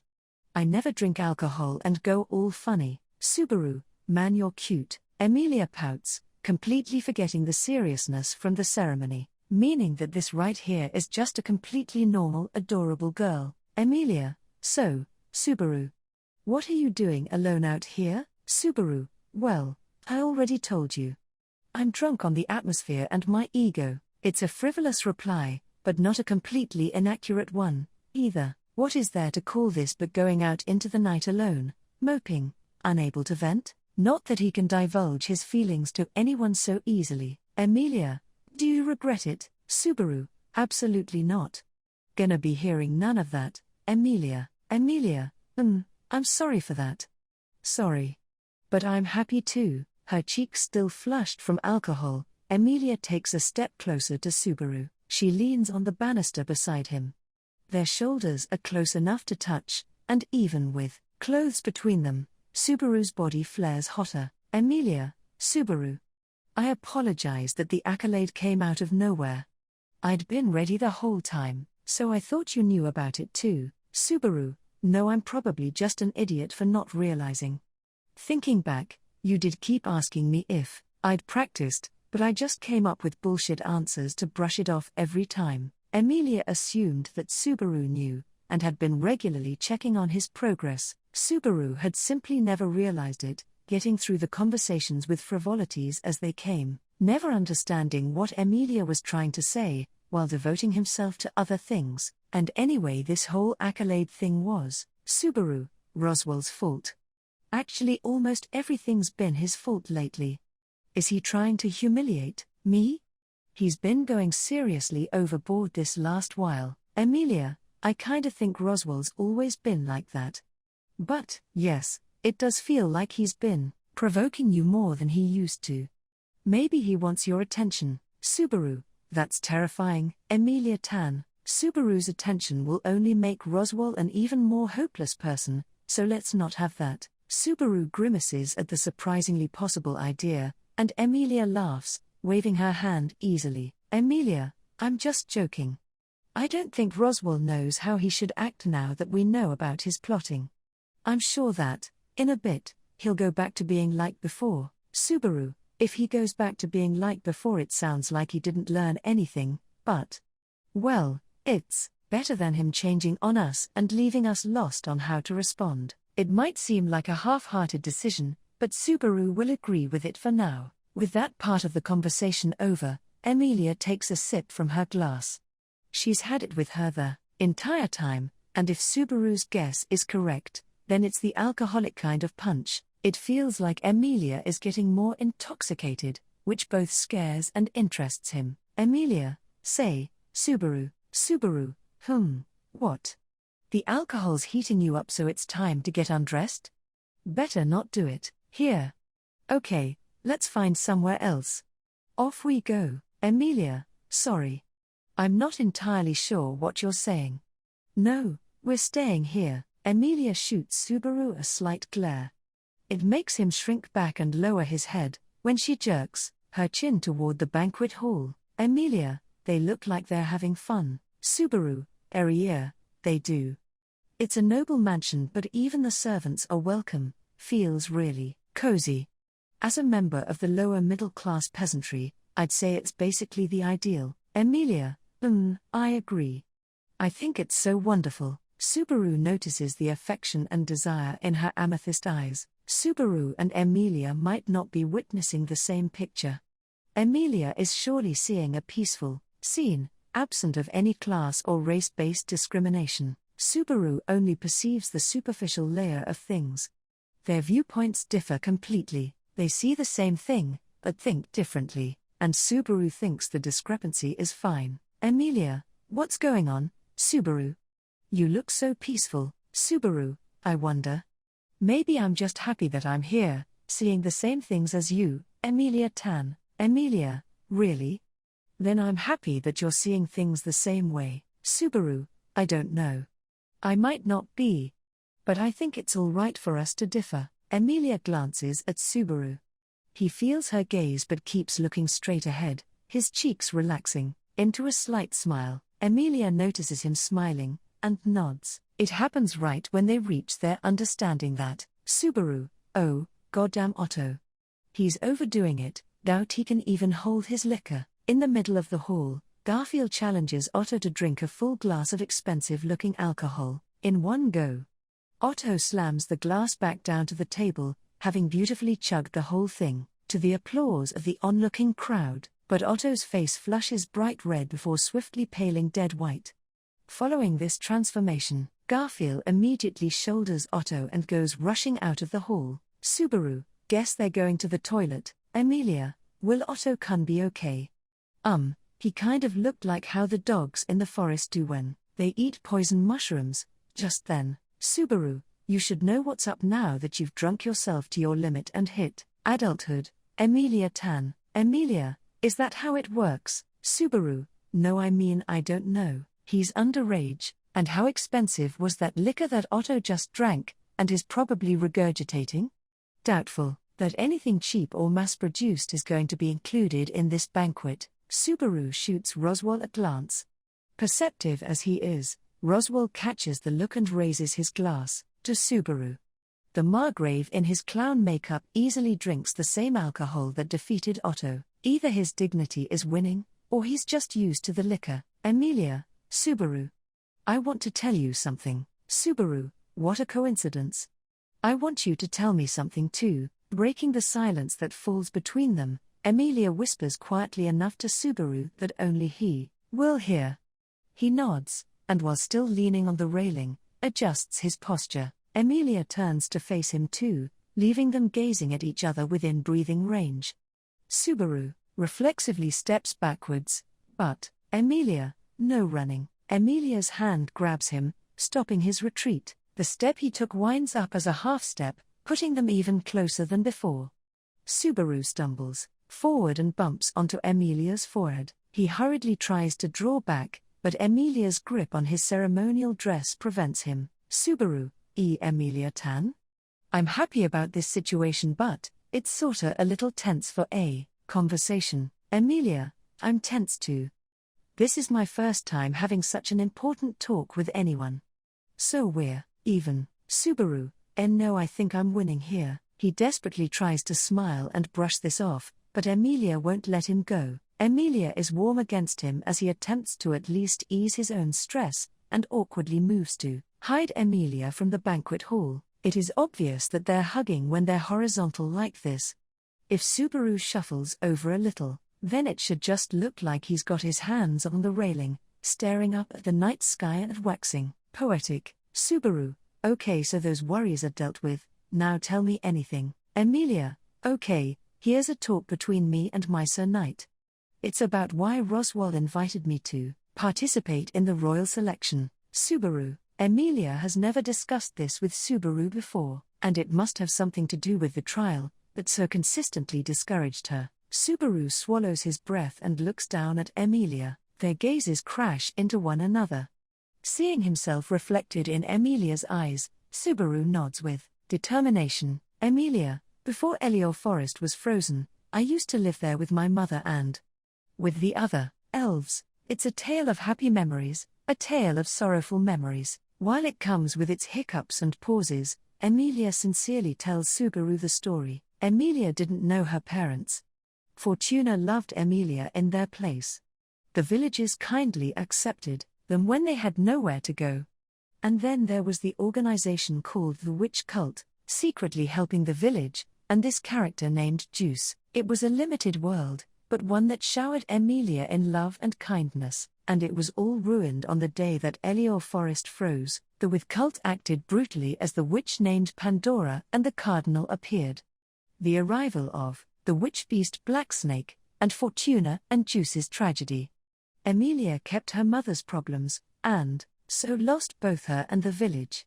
Then came Puck, who she met upon awakening after a long time in the ice. Emilia, Puck said he'd always been waiting for me, that he'd always been looking for me.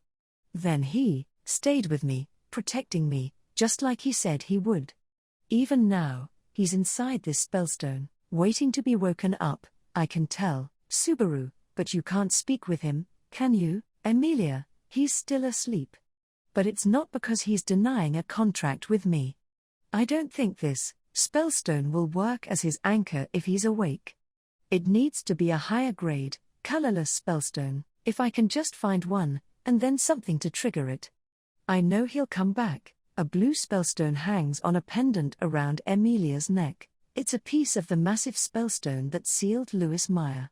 It proves insufficient for holding Puck, and the sleeping spirit cannot communicate with the outside, as if his help during the Garfield fight was really, truly his final contribution. Subaru, I understand what's going on with Puck.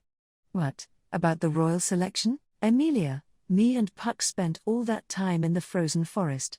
Sometimes I went to the nearby towns, too, but they weren't really very welcoming. Subaru cannot even imagine how alienating that weren't really very was.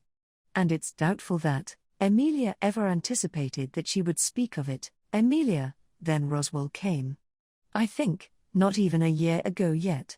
But it was so sudden that it left me, and Puck so shocked. Subaru, well, I'd be shocked too, if a guy in clown makeup popped up out of nowhere. Emilia, that's true, but what shocked us was that he was in this inaccessible forest.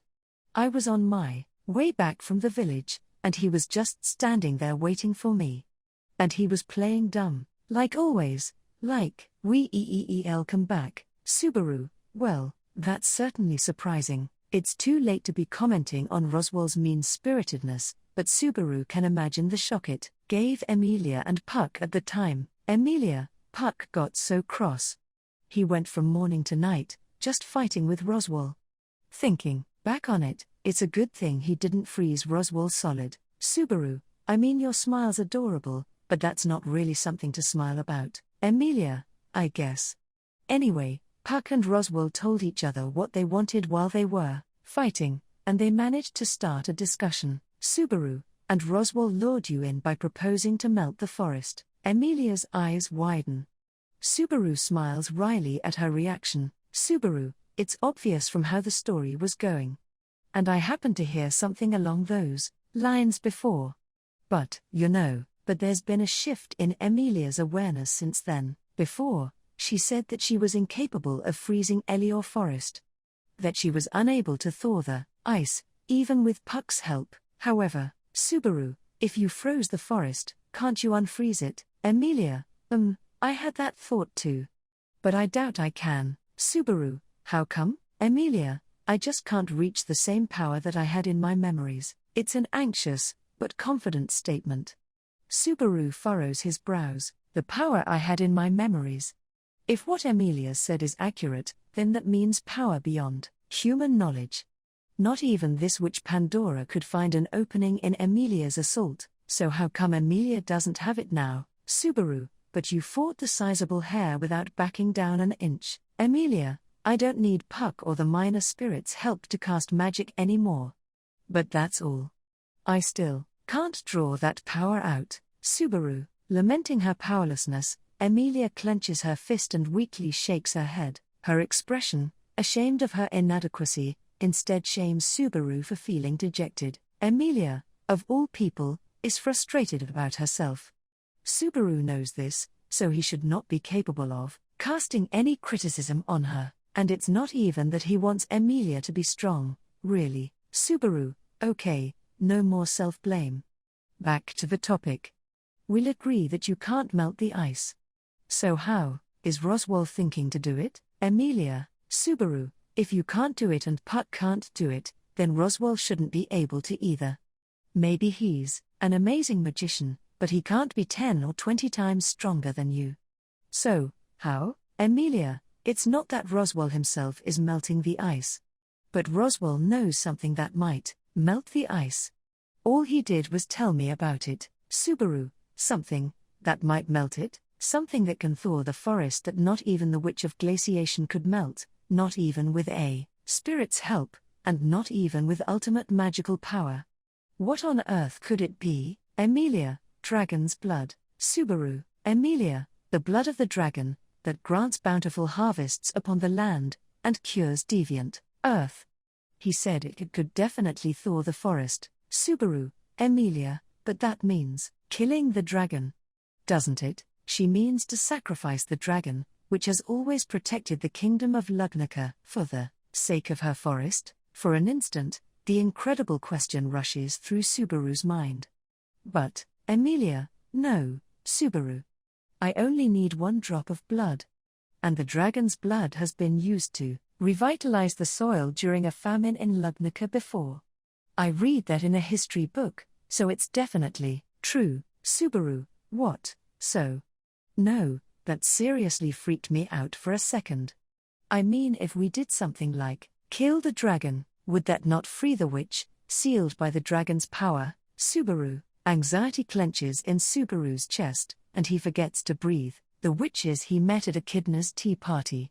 And the Witch of Envy, who saw him off at the end. Subaru has not forgotten her. He will never forget his resolve from their last instant of goodbye. But she must not be let free, she must not be loosed on the world. His instincts assuredly tell him so. Emilia, the royalty of Lugnaca get a chance to talk to the dragon when they form the covenant, and some drops of the holy dragon Volcanica's blood have been kept in the palace, from back then. When I'm ruler, I want to use that power. Subaru, so that's why you're participating. Emilia, I told you before. The reason I'm participating is so selfish. And there my selfish reason is. He can hear a smile in her words, but it's an uneasy one, and her eyes do waver with anxiety as she looks up at him. She looks scared of what he will say, and what he will think of her resolve. It seems he's allowed to believe that he is such an implacable fixture to her, that he can make her feel this unease. Subaru, don't worry, Emilia Tan. I'm not gonna get disillusioned over something like that. Emilia, Subaru, you say it's self-centered, but you're not looking for your own gain. You know how to save people you want to save, and instead of dirtying your hands with something like theft, you decide to use legitimate methods. There's nothing to criticize about that. Subaru gives her a reassuring smile.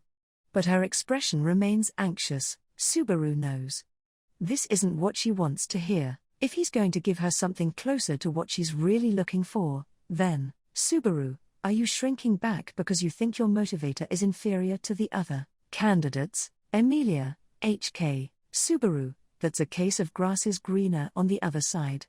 Crush San's an amazing person with an amazing goal, yeah, but think about Anastasia San and Priscilla. Their rationales are nothing praiseworthy, greed and ego. That's what motivates them to participate. Subaru wasn't there to hear it, but what venerable reason could felt give to be participating in the selection? Emilia's desire to save people is not in any way inferior, Subaru, and no matter what you wanted at the start, it's something different now, isn't it? Emilia, how can you tell? Subaru, because you were looking so peacefully at the banquet hall. Unfolding in the Milord Banquet Hall is a site where humans and demi-humans, nobles and servants, and commoners, all interact without any division between race or class. Subaru called it the ideal, and Emilia gazed at it with longing. Subaru knows exactly how the fire in Emilia's heart is kindled. Subaru, if your goal's to see that again, I'm helping you. I agree that it's wonderful. No one's gonna stop you from adding that onto your list of reasons for trying. Emilia, you'll really help me. Subaru, what do you think I just swore to you? Stop worrying, I want you to rely on me first. When you want help, I'll help you, and when you're unsure, we'll solve the problem together. Emilia swallows her breath, her eyes wavering. What should she say? Her trembling lips cannot clearly state what she feels. Emilia, so she mutters only that, and smiles. That's all I need, thinks Subaru. Subaru, all right, my doubts are all vanished. With that, Subaru drinks what's left in the glass on the railing. Then he grabs his thoroughly cooled meat pie, tosses it in his mouth, chews. The cool cannot degrade this flavor, and the pie just melts in his mouth. Indeed, this is a masterpiece that lives up to Garfield's boasting. Emilia, Subaru, you'll choke if you eat so quickly. Subaru, I'll savor every bite if you feed it to me. Emilia, I feel like I've done that somewhere before, when you were exhausted. Subaru grins somewhat wryly in response, and leads Emilia by the hand to the hall. She looks up at the sky once, before accepting Subaru's escort and entering the hall alongside him. The party is still underway, and heats up with the star guest's return. After bringing back a drunk Otto, Garfield blacks out at the hands of Frederica and Ram's joint sneak attack, denying him his attempts to drink alcohol. Petra and Beatrice's uncoordinated dance reaches its climax.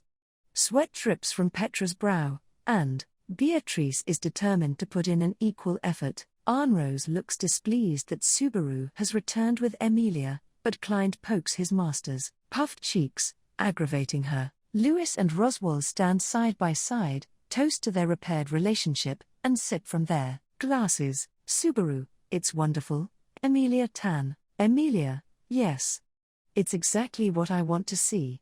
I'll always remember it, so let's have a night to always remember. They intrude on the two girls, dancing in the most conspicuous spot in the room. They don't know a single step, but they enjoy themselves all the same. Through a sea of smiles and confusion, the night and which the new master and servant begin their nonsense dance.